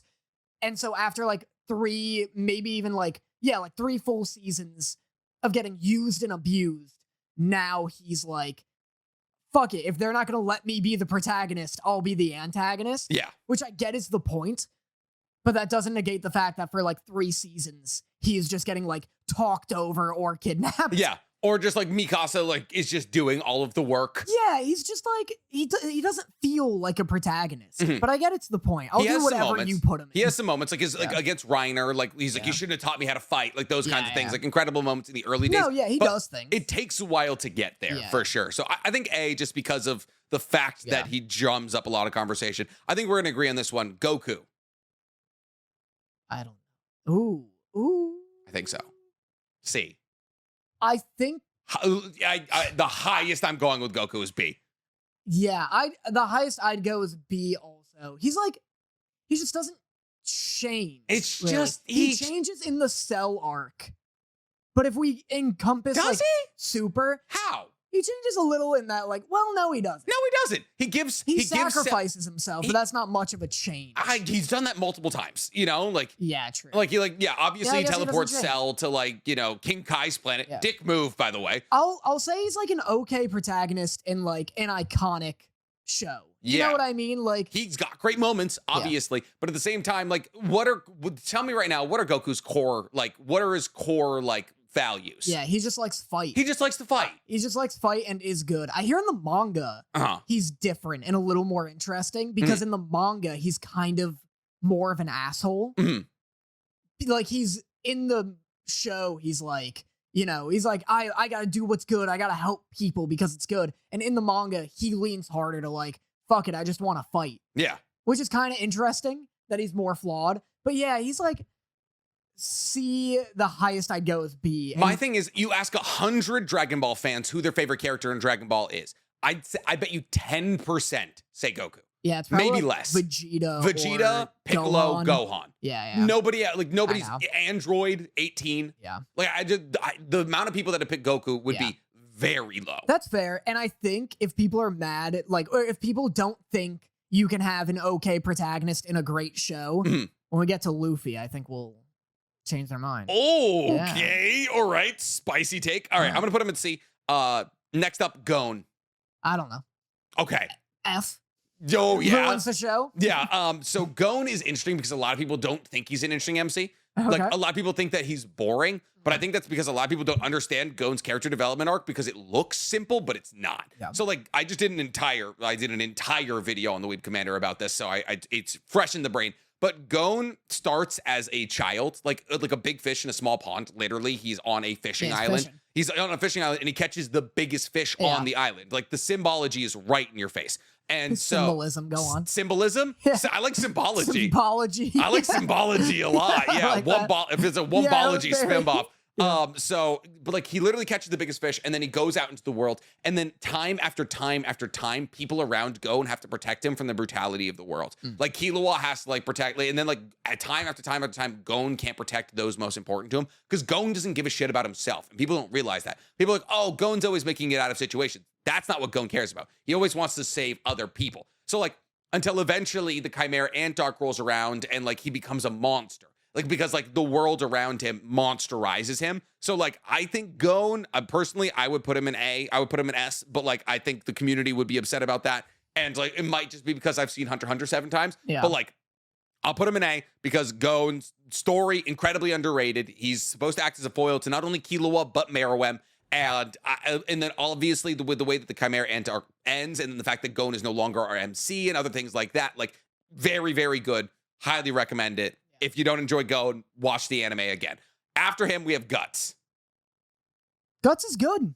Guts is good. Guts is good. I feel like Guts is he's AS. He's AS area. He does a big mad and then he does a big sad. Yeah. That's what he does. He's just like me for real. He got a big sword. He dual cry. He's like genuinely like nuanced. He's and very good. complex. Like, yeah, he's like, I feel like I could see people being like my argument that I made with Kratos in God of War, where I'm like, he's just sad and that's it. Like, he's very I get it energy.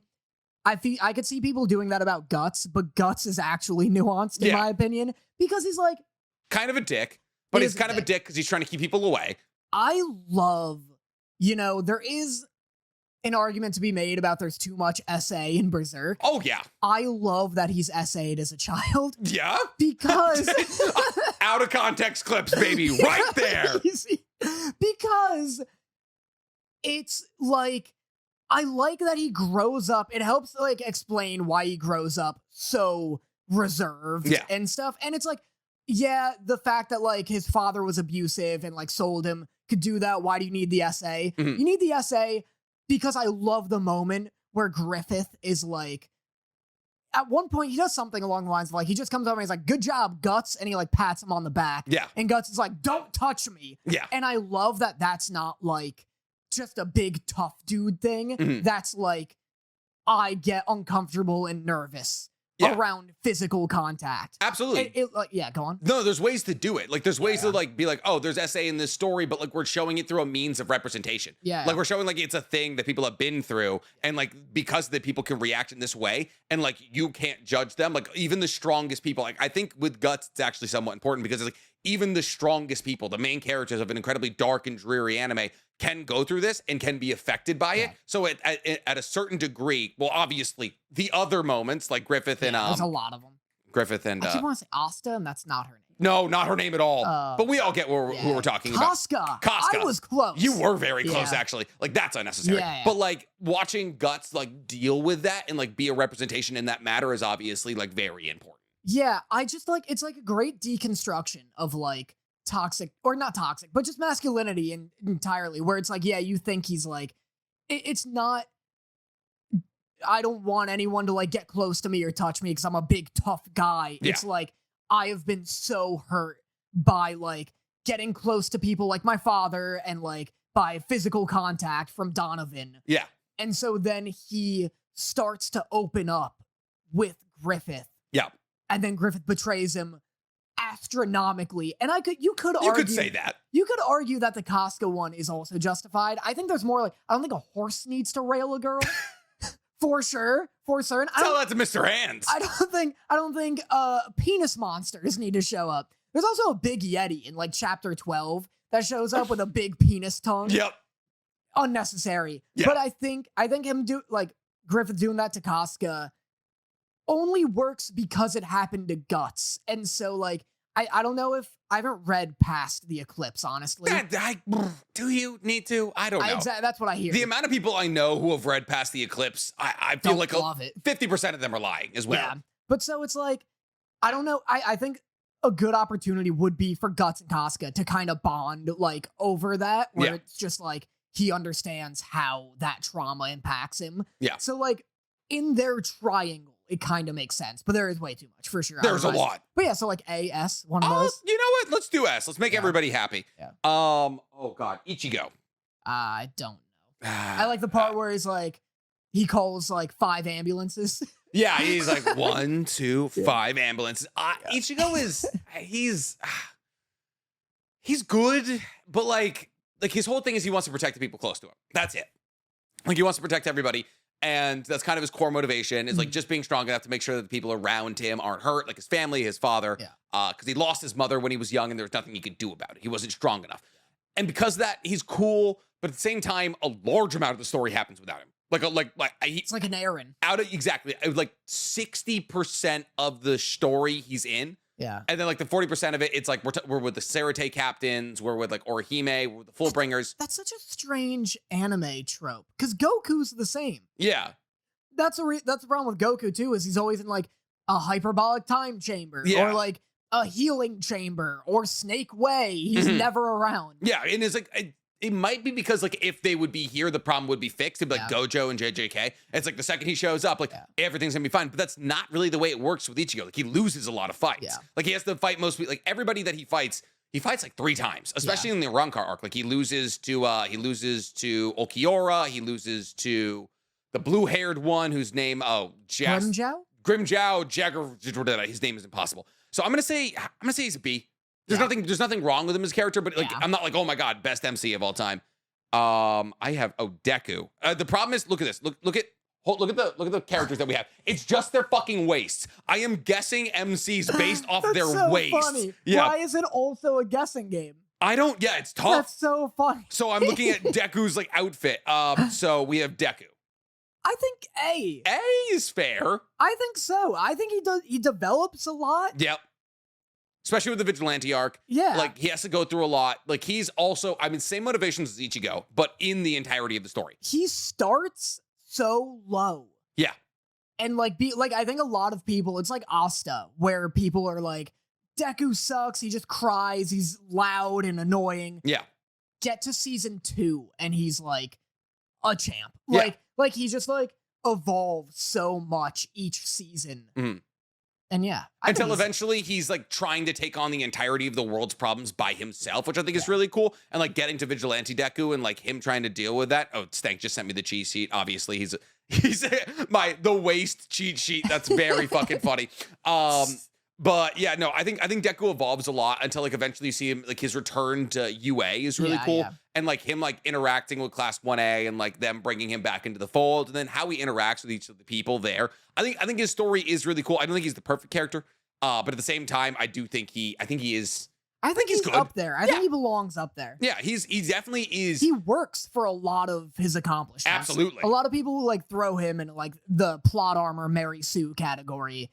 And like I think he gets a very powerful power, but like he has to like shatter his bones and work out to get it. Yeah, he has to work for it. Like he's got to get a power somehow. Exactly. Like he's like, what, are you just gonna like let him be quirkless and run around punching people who can like make laser arms? Like, no. Him being able to fly and do like shadow whip and stuff is getting ridiculous though. I don't love that. Like it's same thing as Tita Kubo is where the mangaka of MHA is now being like rushed to finish it. Right. So like he didn't have time to like flesh out like the side characters are now getting their play in the final war, but like he didn't have time to be like, this is how he mastered Black Whip and float and smoke and all of that. It's so weird to rush MHA. Because people liked MHA when it was kids playing in high school. Right. And then like the author's been very vocal about this is like once I started introducing villains. Right, people don't like the villains. Exactly. In Japan, yeah. So it was like the second that we started like focusing on the League of Villains, and like the ratings went way down. So these editors were like, fucking chop, motherfucker. Yeah. So but Deku's great. Kirito ruins the show. You want ruins the show? You've seen the first arc. Yeah. Oh fuck! Here's the thing. Here's what's hard about it. He both ruins and makes the show. Yeah, but he makes the show because he sucks. No. Yes. No. Yes. What are you talking about? He's the worst ever. I mean, Asuna is my favorite character at SAO, and it's not close. Kirito's.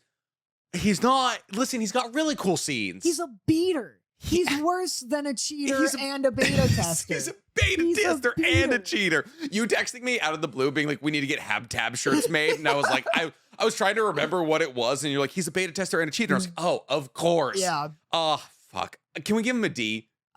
Can we give him a D? He gets a generous D. A generous D. Okay. I'd give him a generous D. Wow. Oh God. I have to go to the cheat sheet for this one. It's a red. Why did he get I think it's Issei. I think it might be Issei. Who is Issei? No, it's Ayana Koji.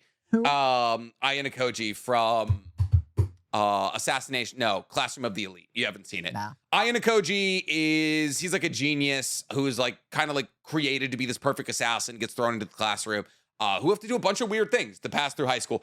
Ayana Koji is kind of dope, actually. I fuck with Ayana Koji a lot. He's like your classic, like, he'll figure it out character. Right. Like, he's like a sneaky badass. He's beating up bullies. Like, nobody can ever get one over him. I give Ayana Koji I'll give him an A. Mm. I'll give him an A. There's nothing wrong with him as a character. His backstory is kind of complicated and interesting. I dropped Classroom of the Elite because, like, I don't know. I just like it wasn't that it was bad. It just like didn't like catch my attention every single week. All right, Lego Sheet. Yo. I'm going to defer to you on this one because I've only seen 8. I've seen 8 episodes. You've seen it all. Legoshi is like at highest A. Okay. At lowest B. Okay. I think I'll give him B for B stars. Okay. Nice. Here's the thing. He's another one where it's like, I like him. The voice acting is doing a lot. I think that's the problem. Is I really like Jonah Scott also. Because you know him. Because I know him and we're best friends and getting married. Congratulations. So, thank you. But so, so fucking stupid. But because Legoshi like does grow and he changes and he evolves and he goes through this whole thing where he's like, you know, he wants to become vegetarian, but then he starts getting weaker, like physically. And he like, because he's a moody bitch, he keeps ending up in these fights. Yeah. And he wants to protect, you know, someone's going around murdering animals. Yeah. And he wants to like put a stop to that. He wants to protect herbivores because they like can't protect themselves. Mm-hmm. But also there's this like thing, like Louis is proving that yes, they can. Yeah. But anyway, so he is like developing and changing, but he is kind of just like a moody bitch. Yeah. So I think B is like comfortable. I think it's like he's a B character in like an A+ show, I would say. I like the idea of him like battling nurture versus nature. Yeah. I think that's a really cool, like that's obviously the big part of like that is Beastars incarnate. Yeah. That's the entire theme of Beastars. Yeah. So he's not the only person doing it. Like Louis is also very actively being like, Yeah. listen, I am a weak animal, like as many would perceive like me as prey, but like I'm trying to display strength here. Yeah, I think Louis is like an A to S character. Yeah. And I think Legoshi can become like he can go up a tier or two if at the end of Beastars it turns out that the message is that he is being obnoxious, trying to protect everybody. Yeah, he's white knighting. Yeah, he's white knighting. And Yeah. that's like my hang up on him is that like he's always like, no, Haru, like we can't be together because I have to protect you from the shadows. Yeah. And he's like doing this Batman shit with the panda. And it's like, shut up. Yeah. Like just relax. He like is putting all these people's weight on his shoulders who didn't ask him to. Exactly. And I kind of hope the point is that he's just a dumb, obnoxious high schooler. Mhm. And by the end, he's like they're just like on an ego trip. yeah, on an ego trip. I hope at the end they're like, fucking no one asked you to protect us. Like, relax. Yeah. But I don't know. I don't think it will. Probably not. Like he'll probably find the murderer and everyone will be like, good Yeah. job. Yeah. Yeah. So no, that would be really cool though. If everyone was like, there's a system in place. Like also Yeah. like we're strong enough to defend ourselves. Like fuck yeah. off. Yeah, exactly. That would be cool. We All have guns. Do they? No. Well, yeah, there are guns. Oh my God. Yeah, the panda has a crossbow made of bamboo What are we worried about? that he uses. The cops just aren't solving crimes. That's the problem. Genuinely fair. Yeah. All right, B. All right. We have Lelouch from Code Geass. Lelouch. Lamperouge. Uh-huh. I didn't get far in. I got 4 episodes on Code Geass. Oh, Lelouch is kind of goated. It's kind of a similar situation to Aaron where he makes himself the bad guy, but Yeah. like it's People compare him to L a lot. well, the thing is, yeah, so like he's maniacal in his like willingness to try and like he's maniacal in his willingness to try and like remake the world. Yeah. Like into the vision that he wants. And because of it, he uses his Geass to control people and all of that. So he's similar, like he's a super genius with like questionable morals, Yeah. but at the same time, like he's not like because like he is trying to remake the world, but not through like I mean he does kill some people. Yeah, he's like a terrorist. Kind of. He's but like at the a same mass time, terrorist. but he's a self-aware terrorist because he's A trying self-awareist. Exactly. Yeah. But he's trying to bring the world together in their hatred of him. He's trying to make himself Right. the common enemy. Well, So that's kind of exactly what Light's doing. no. He's like, I will stop crime because people will be afraid of Kira. I guess. So that's kind of the same. That's bad, but that's like Batman. That's like Batman if he murdered. Yeah. But isn't Lelouch kind of that? He's like, I will become the world's common enemy. It's different. I understand the differences. Yeah. It's sort of similar. I'm gonna give him an A, Okay. just because I think I love a smart character. One, Yeah.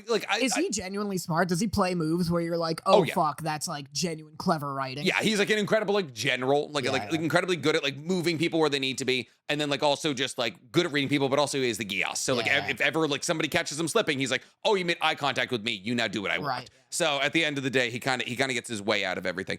I'm gonna do 2 more here, only because you name dropped one of the second character here Yeah. a little bit earlier. But before we do that, we were just talking about him. Light. Oh. Light rules. Light is I don't know if I would say Light rules, but Light is the at least second best part of his show. Yeah. Because Light, that's what I'm talking about. There are characters where anytime you talk about like Dr. Stone, Code Geass, I have to be like, is he smart because the show says he's smart? Yeah. Or is the writing smart? Yeah. And Light, Dude, I hate being told and not shown. yeah. Hate it. I hate when like a show is like Bungo Stray Dogs is kind of like this. Yeah. Where characters are like smart. They're like the best detectives in the world. Mhm. But it's nonsense. Like they're pulling nonsense evidence Yeah. out of nowhere and the crimes are nonsense. So it's not like oh shit, like the show tricked me. Like I could have come up with how he was doing it. Yeah. Like you couldn't. It's In impossible. the first episode of what I saw at Yeah. AX, it was like we found a Humvee, we replaced its motor with an electric motor, and slowly rolled away from guards. Because an electric motor is silent. Yeah. Not that fucking silent. It's nonsense. And they played the like sounds of a regular engine over the radio. Yeah. Like that is a perfect showcase of it's like, oh yeah, you snuck in 30 minutes, replaced a whole engine that it Yeah. takes a mechanic a full 24 hours to do. Not even if to replace an electric motor, like an actual gas motor Yeah. with an electric motor, weeks. Yeah, like who knows if that's possible? Like, Yeah. but fucking like, yeah, with no equipment. But Mhm. that's why it's like, but Light is genuinely smart. Like the writing, the moves that Death Note pulls, I'm like, oh fuck, that's unbelievably clever. Like that is something in those circumstances like someone could do to get out of these situations and shit. The best example I can think of is when L is looking for light and he sets the program off. Yeah. And he's like, this is how I found out he was in Japan. Yeah. And he was like deducing, like basically like creating a criminal profile for light that was like, I was like, oh my God, this is genius. Yeah, exactly. I mean, that's L being smart, but Light also pulls. But he like, has to be moves. in counter to that. Yeah, exactly. I think Light's like an S. I think like he deserves it because he's like Aaron where he drives conversation, but at the same time, it's very clear that he's the antagonist. Like he's the bad guy.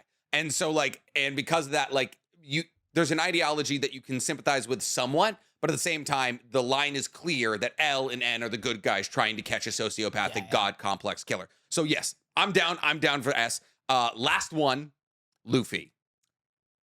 He's not bad, and he's not as bad as Goku. Okay. Fair. I've just heard people like, I don't know. I think it's a similar thing where I feel like if you're like, who's your favorite One Piece character? I think a higher percentage would say Luffy, but I don't think it's I don't think he's like a unanimous best character. I'd say 100 One Piece fans, 30 say Luffy. Yeah. Because it's Luffy, it's Zoro, Jinbei is up there. I don't know if anybody says Sanji. I don't think anybody says Sanji whatsoever. I think his perviness is getting on people's nerves. Yeah. I've been seeing a lot of like talk about. It's just it was funny in the 2000s, when that was like a thing. It was like, it was like Master Roshi, Sanji, Jiraiya. But he's like not evolving from it. Exactly. It's not stopping. Yeah. And so it was like, and then like there's like the whole like Sanji didn't exist on Fishman Island thing where he was like thirsting after a 16-year-old. Yeah. And everyone was like, oh yeah, he wasn't there. Yeah. And then like the problem is my favorite character for a long time was Robin. And like Robin and Chopper were my two favorite Straw Hats. And like they still kind of are, but at the same time, like they're just not relevant anymore. Yeah. Like Robin shows up every once in a while to be like, oh, Poneglyph. And then everyone's like, all right, Robin, shut the fuck up. Get back on the ship. I think the thing about One Piece is it feels like similar to Attack on Titan, but not as bad. Like I do think Luffy's a better character than like Eren, personally. Yeah. I think it's a show and manga about things happening around Luffy. And like, how he's magnetic personality. Like, yes. Literally, like it is described in the anime that people just are magnetically drawn to him. Yeah. And it's because of his Conqueror's Hockey and a couple of other things. Oh, of course it's a fucking nonsense. It's not his personality. Well, like also his personality. Because people are like, you want to be the king of the pirates. And like, we respect that. It's just, that's such annoying bullshit when it's like, oh, like he inspires people. And it's like, well, he has inspire fruit. And it's like, fuck off. Yeah, like, the inspire fruit is what you were looking for. Yes. So it's like Conqueror's Hockey, the Will of D, and then also like he's just like a cool guy. Yeah. It's like, but yeah, a lot of it is like, things are happening. Like, they get to an island, a bunch of people exposit about whatever's going on in the current political climate of that island. And then like Robin talks to them, or Nami talks to them, like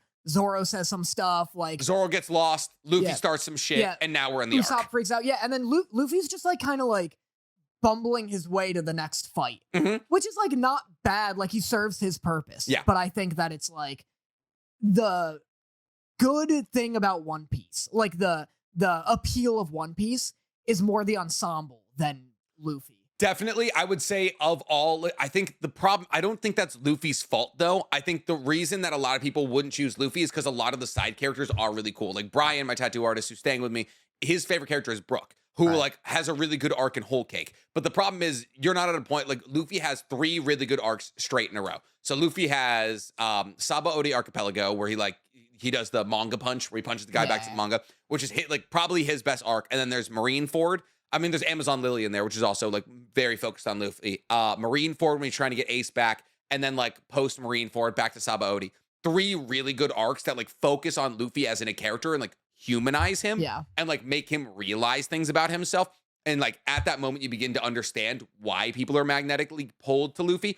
But at the same time, you're absolutely right. Like a lot of the Straw Hats, like if you're not the universal favorite in your universe, you can't be Like, you can't be S tier. Right. Like, if you're not, like, if everyone's not like, you are the best thing about this show, because a lot of people place Luffy at like 5 or so. He is one of my, like, now he's one of my favorite strats, just because like I know him and he makes me like laugh. Well, yeah, that's the thing. I'm like in Skypiea, so I like haven't gotten to the arcs where he's like on Showcase. So yeah, maybe you're like the better judge. But at the same time, like my favorite character is probably either Brooke or still Robin, just because I love them. But like at the same time, like Jinbei is also really cool. So I'd say A personally. Yeah. I think out of the big, put him in A? I think out of the big three, he's tied with Naruto. Yeah. Like I know Ichigo's not there, and Naruto's good for his own reasons. All right, so A, very happily. Cool. That's where we're gonna end. We'll finish the other half next week probably. Yeah. Do you have a best boy? I do have a best boy. Who is it? I have 2. Oh yeah. Because I didn't talk about Honkai Star Rail. Okay. Boy, do I love Honkai Star Rail. Oh god. It rules. I can see the neck beard growing in already. You wouldn't like it. Yeah. You wouldn't understand it. You wouldn't like Next guest on the show, Tectone. Yeah. It's tone based. Look what you've done to me. Yeah, sorry. You bastard. It's like Mandarin. Yeah. It's like it's a rhythm game. Mm-hmm. No, it's turn based, which you don't love, except for Baldur's Gate. Listen, Baldur's Gate could do whatever it wants to me. Yeah. It's turn based, but I like that more because Legend of Zelda, like I didn't love Breath of the Wild when I played it, and that's when I like, Genshin was first becoming big, and I was like, I'll try this. And I was like, this is pretty good, but it's, a Breath of the Wild that's trying to rob me every half hour. That's fair. And so I was like I liked it, but I was like, this just isn't made for me. It's whatever. And I didn't like having to like hunt down all the stamina wins. It's just, dude, Genshin is just like, it's just a farming simulator. Yeah. It's like, if you don't pay, like have fun doing all your dailies, all of like grinding to get artifacts, grinding to get the perfect weapon. It's a whole thing. It's a lot of that. I didn't love like the combat because it felt very just like repetitive button mashy to me. Kind of, yeah. And like if you're not getting new characters, the combat doesn't necessarily like evolve. Yeah. And like you have the elements and stuff, so there's that you can mix, but whatever. But Honkai Star Rail, I like turn-based a little more. The combat's like genuinely deep, like it's good turn-based. Yeah. The graphics are unreal, which makes me feel like an old man because I'm like, oh, this is on my cell phone? Like, you're playing on your phone? I'm playing on my phone. Oh my god. Yeah. I prefer that because then because then when I throw it on my computer, then I'm like, the graphics are fine. Yeah. But on my phone, I'm like, holy shit. My phone can do this? Yeah, I didn't know my phone could play Destiny 2. What is this? But like, I'm just loving it. I'm enjoying it. The story's pretty good. The voice acting's good. The only thing is I like Genshin's character designs more. Yeah, that's fair. That's the thing that keeps pulling me into being like, maybe I'll get into Genshin. Yeah. Is I'm like, God, these guys look sick. They do look so good. That's why 90% of the cosplays you see at places like AX are Genshin cosplays. No, exactly. And it's more popular, which is obviously a draw because like this will go on forever. Yeah. But like I like the story more in Honkai and like the presentation. So. I do not even remember the story in Genshin. I'm such a Yeah, I click through everything. I'm like, shut the fuck up. I want to fight. Shut up. I'm kind of the same. People keep telling me that like the story in Honkai is good. So I'm like kind of getting through it. It's been enjoyable. People talk like the speeds at fucking 0.5 though. They are so goddamn slow. Just banging my head against the keyboard. So your best boy is Honkai Star Rail? I have a second best boy. Go to you. My best boy? Yeah. Me. We'll do a little ping pong. You, never mind. I'm taking it back. Okay. My second best boy? No, go on. No, it's my birthday. Oh. Yeah, so it's me. I'm best boy. It's my day. I did it. You know what? You are the best boy. Thanks. You're right. You're the best birthday boy. Appreciate that. Maybe we'll just cut my entire cold open and that'll be it. Yeah. I'd just be high. The reveal? Yeah, it's like, it's my birthday. Yay. That's so fun. I'm so happy for you. I wish I wasn't going away this weekend so we could do Top Golf immediately. I wish you were coming with me to Las Vegas. Well, I will eventually. That's fair. November for Dorothy's birthday. It's coming up. My second best boy is Bungo Stray Dogs. Oh. We keep talking about how there's no good anime right now. This week's, well, I'm in dub, so I'm like 2 weeks behind actually. Gotcha. 2 weeks ago, the best episode of Bungo Stray Dogs ever came out. Wow. And it's because, and you can contribute to this because I can? You can. Because a character was introduced with a space-time sword that is so cool. And I just want to like tell you about it and gush about it. I feel like this is how you feel. I know. Yeah, get ready. I'm strapped in. So there's this fucking sword that like, he's like, this is a space-time sword. It's this big katana. And at first, it's just like teleporting. you know? Okay. And that's what that means. You're like, oh, space-time, yeah, it just means it can travel through space and time. Mhm. But your brain kind of forgets that time is included in that. Yeah. So he's fighting them, these two characters, and he's like, the sword stabbing all over the place and stuff Yeah. like that. And then they beat him, like they kill him. And he's like dying. They're like, all right, like, job well done, we did it. And then it does the little like, transition card between commercials. Mhm. Does a transition card, it comes back, and it's like right back at the beginning of the fight again. And you're like, what is this? Wild. But the guy, Atsushi, the main character, like, after they kill him, it's Neutron schlomping. Oh, okay. But the Atsushi, right after they kill him, he does a little flashback thing where he's like, wait, he like stabbed his sword into a portal and drew blood, but neither of us got cut. Like, what was that? And then the transition card happens, it goes back to the beginning of the fight, and just as they're about to kill him, Atsushi gets like stabbed, and he kills the guy Atsushi's fighting with, like another main character. And what he did just before he was losing the fight, he stabbed into the past to kill one of them before they could beat him. That's crazy. It's sick. And then they do another fight after where he fights a guy who can control metal, and you're like, oh, he's fucked now because he can't use his time sword because he's controlling it. Yeah. This dude fucking like in the future, like the guy who controls metal beats him. He has the swords. All of a sudden, the guy who controls metal gets stabbed by like a second time sword. And he's like, how can that be? And the villain explains, like, he's like, me in the future, like, sent me in the past a message. Like, he wrote like a big T and told him to like be under that overpass. So that, and then he like just stabbed in the air. So then in like an hour, when the guy who controls metal is like in that spot, the sword will stab. And it's just, I know all that's very confusing and It's nonsense. not that confusing. Okay. Yeah. It's just so sick. Like they're using the sword in such a fucking cool way. Yeah. It's like the coolest weapon I've ever seen in like fiction. That's sick. And so I want to ask you, what is your favorite weapon in anime history? That's a really good question. I'm so privy to scythes. I love a good scythe. The character from Soul Eater? Tokyo Ghoul, no, with Yes. the barb tattoos on his hands. Yeah. That all the e-girls get. Yeah. He's got an awesome scythe. A lot of the weapons from Tokyo Ghoul are sick. Yeah. But I'd say favorite weapon of all time, it's probably Excalibur from Soul Eater. Oh, yeah? That or Wait, the Soul Eater or Fire Force? Soul Eater. Oh. Yeah. There's an Excalibur in Fire Force, too. Well, Arthur thinks his sword is Excalibur. Gotcha. That's the What important. does Excalibur do in Fire Force? Well, it's technically in Soul Eater. it's the strongest weapon in like the Soul Eater universe, but it's also just like a little it's like a little guy who just goes Excalibur, and then he Right. calls people fool. I love him. Yeah. Outside of that, man, I have to give like a serious answer. My favorite. Oh, Cloud Sword. Yeah. Cloud. I love him. No, I know what it is. The Executioner Sword from Naruto. Grew up watching it. The one that Zabuza has, the big ass, the one that can regenerate using blood. That is. To this day, I still want it. Like I like grew up seeing Zab wield it, and that moment I was like, Buster Swords are the coolest fucking shit ever. Just a big sword. I love big swords, How do you dude. feel about the one, I forget his name every time, the shark one? that's Kisame, wrapped up? Samehada. Yeah. How do you feel about that? It's Really? It like fucking cheese grades you.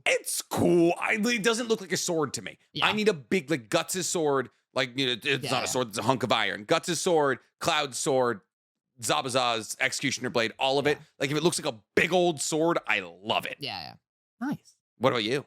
My favorite? Yeah. The time sword. Genuinely Now, fair. It's sick. It's Yeah. just too cool. And they keep doing like, it's the most clever writing Bungo Stray Dogs has ever done Mhm. because he keeps winning in ways that don't feel bullshit. No. Like it's ways that make use of this time sword because then you're like, oh, like Atsushi gets away and you're like, oh, this is the problem with time weapons. Why doesn't he just reverse it? But then like, just as he's about to do that, like some guy comes up and talks to him and it distracts him for a bit. And then Atsushi gets away and he's like, fuck, if I were to go back in time now, I would have to kill this guy to A whole to time run. again, Yeah, I would have to kill this guy who's like on my side who ran up and spoke to me, because if I sprint away, that'll cause like a bunch of messes and stuff. And so like to beat him, they're like, or at least to survive him, they're using like the complications of time travel. Gotcha. And it's just sick. You know what's fun about all this? What? Is that when you're excited about this, Yeah. which I love. Yeah. I love a lot. Not once did you say spoiler warning. Bah. See? You get excited. You want to talk about something? But there's like, if I'm like last week's episode of Bungo Stray Dogs, blah, blah, blah, people know. What do you mean? Like, people know I'm about to talk about last week's episode. Yeah. But you're like, oh, let's talk about One Punch Man. In the episode where Saitama dies. What do you mean? You just like will throw out some random show. I'll be like in the most recent manga chapter. But you talk so fast. Oh, and you're Mr. Molasses over there. You're talking a million miles a minute. Yeah, we both do, Danny. It's why we're successful content creators. God. Daniel. Moving on. Moving directly on. Flashback. Armored Core got a new trailer. And it looks very good. Let's go. That and Black Clover goes to Black Clover goes to Giga Magazine. So now is the time when I go into this and explain and figure out what exactly means. quarterly means. Yes. So Black Clover moves to a quarterly Jump Giga Magazine. Resumes in winter. Holy shit. Yeah, no, it's moving to Jump Giga. The 38th issue is the final chapter that will run in Weekly Shonen Jump. The next chapter of the manga will be in the winter issue of Jump Giga. Is Jump Giga related to Shonen? Yes. So Jump Giga is just Shonen Jump, but 4 times a year. So yeah, Shueisha publishes 4 issues of Jump Giga every year, 1 in each season. Wow. Tatsuba provided a comment on the move, stating he will do his best to bring the manga to a successful conclusion, and that Jump Giga magazine will be a better fit for the personal situation as a writer. So we're not getting a new chapter of Black Clover until winter. Wow. Isn't that nuts? I wonder if he like requested it, because he said he had family stuff going on. Yeah, he has family health issues right now. I wonder if he's just like, I can't be working on this like so much. And they're like, what? It's like when you try and cancel a subscription and they're like, what if you just paid half every other week? And it's like, literally, that's dude. the same, guys. Yeah, they're like, what if we actually only charged you half of what we were charging you now? It's like, why couldn't you do that from the fucking jump? My camera died. When did that die? So yeah, Black Clover is gone until the winter, which is absolutely nuts to me. Kind of a shame because we're not far from the end. Yeah. So I think we'll probably get like 1 or 2, because when it's weekly, it's 15 pages. And when it's monthly, it's like 40 pages. When it's quarterly, is it going to be 120 pages? I have no idea. I don't know. It's going to be long is what it's going to be. Will it though? Because if he needs more time, wouldn't that imply that it should be the same amount of pages? No. The story would never end. 15 pages every 3 months? No way. I mean, I think like he needs time, but like, it's like he needs time from the 15 pages a week schedule, which is crazy. Yeah. It's like monthly. True, that's why Boruto's been monthly for a long time. And so Boruto's in the monthly Shonen Jump magazine, which is cool. But yeah, so we have to wait until December to get a new chapter, which Big Mike, a recent mutual of mine, is going to be very upset about. Outside of that, love letters? Yeah. Cool. This is the part of the show where me and Danny ask our incredible live audience if they have any questions for us that they want us to answer. You guys can become part of our live audience and ask us questions simply by becoming a member on our YouTube. You can watch me and Danny complain about how much we have to pee between takes. You can watch the dogs roll around on the live camera, so on and so forth. So if you guys chat with you after. I feel like we never mentioned the fact that we do like 20 minutes of chat after. Yeah, just like straight Q&A. Chat. Yeah. So if you guys want to hang out, watch the podcast, Q&A after, because neither me or Danny go live anymore, then this is the only place to do it. So we are going to go get a love letter. Daniel. Nice. So Blackstar asks, what's your favorite lesser-known anime power-up? You know what the worst part about these are? Well, you have to think about it. Thinking about them. Yeah. I figured, I mean, usually, I ask it, so. You know what? Mm-hmm. In the spirit of Bungo Stray Dogs, going really hard right now. Yep. Atsushi and Octagawa fusing powers goes hype every time. Let me explain. Atsushi, were-tiger. Turns into a tiger sometimes. Sometimes he's a whole tiger, sometimes he's just a guy with a tail. But he turns into this like were-tiger kind of thing, which is essentially just a man with paws and like whiskers. And Octagawa has what's called Rashomon, which is this big, like, shadowy kind of monster thing, and it, like, is his cloak. It's like his, like, jacket. He's like Spawn. And sometimes he gives Atsushi that jacket, and it's sick. It looks really cool. He gets big, like, Lady D nails, and he's, like, just a dripped-out were-tiger. Okay, hold up. So the story about American authors coming to life, Yeah. starting an investigation agency, has a fucking were-tiger as the main character? That's a protagonist. Not really a protagonist-ass power, is it? And sometimes he just has a tail? Sometimes he just does a tail when he needs it. Like, he's just a guy most of the time, and then he'll be like, I need paws. Do they all transform? No. Only he transforms. He's the only were-tiger. He's the only were anything. Where is he? Here. What's Rompo's ability? Nothing, actually. You picked the one guy with no ability. And is that why everyone loves him? Yeah, Rompo's whole gimmick is he thinks he has an ability. He has glasses that he puts on, and he's like, these make me solve a murder. But they don't. They're just glasses that someone gave him. And is like, here, these'll hone your senses. So he's an idiot. No, he's not. He's the opposite. No, he's autistic. Nice. Which is why I'm really pulling the brakes on the he's an idiot. Okay. Well, his whole thing is he's autistic and that, like, or he's autistic coded, and he, like, couldn't figure out why he doesn't understand people. Like, people will, like, do things and, like, have motivations, and he's like, I just don't get it. Why is everybody... And he was, like, calling people idiots. He thought he was so much better than them, and at first they're like, this guy sucks. And then he, like, has a breakdown where he's like, it feels like I live in a world of monsters, and I don't understand why they do what they do. And so then this guy who was mentoring him was like, here, put on these glasses. And he's like, why? It's like, it'll activate your special... Oh my God, you didn't know you had a special ability? Gotcha. This is crazy. And he's like, it's like, put it on. It'll hone everything, and you'll be able to think clearly.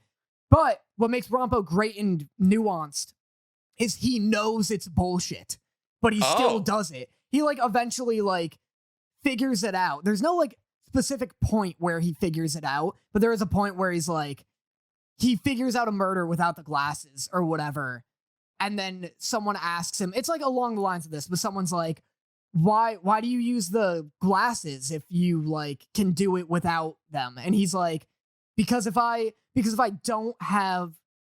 turned out I didn't actually have this special ability, I would look like a real jerk. And so that's him being like, gotcha. I have to keep this up. I've been too mean. Commitment to the bit. Yeah, he's committing to the bit. Yeah. But he's, like, so nuanced and great, but is the only one without an actual special ability. Damn. Yeah. Okay, good to know. My favorite, this is giving me time to think. Yeah. Someone in the chat said Soul Resonance, but I'm not going to take that because that's too easy. I'm going to take Arthur's delusion ability from Fire Force. So Arthur is the main protagonist of Fire Force, and his entire ability is tied to, like, how delusional he is. So the more that he can believe that he's a knight, the stronger then he gets. So, like, if somebody gives him a mop that's like a horse head, and he, like, believes he's riding a horse, he gets stronger, and that makes his third generation pyrokinetic ability stronger. So towards the end of the manga, spoilers ahead here-ish, I'm gonna try and dance around him. There is a person by the name of Dragon, and because he believes he's fighting a dragon like a real knight would, he becomes his strongest self, and he becomes, like, a planet buster. So, that's crazy. Yeah. That's so sick. Does he actually believe it, though? Yes. Or is it, like, interesting? Because his parents abandoned him, and they were like, believe that you're a knight, and, like, they're like, hey, your imagination will take you wherever you need to go. So, like, he, like, believed that his parents had, like, gone to, like, do some knight thing or something. I can't remember exactly. So now the more that he believes he's a knight, the stronger his pyrokinetic abilities get, until he becomes probably the strongest pyrokinetic person on Earth outside of Shinra. Interesting. Isn't that crazy? That is sick. So I like listen, that a lot. sometimes a Salulu is being Delulu. Wow. Yeah. You had that ready to go. You haven't heard that? No. God, I am so much younger than you. That's like, not tomorrow you won't be. I guess, yeah. Or ever. But anyway, that's like Warhammer. Have you heard about how orcs have, like, imagination power? No. Orcs in Warhammer, when they paint things, so they believe that when you paint something red, it goes faster. Like red Nice. makes things faster, they think. Yeah. But they have the ability where like whatever they believe in is true. And so when they paint things red, they are faster because they think when they paint things red, they're faster. Holy shit. Yeah, isn't that funny? I feel like you would leverage that for more than just painting things. But they don't know.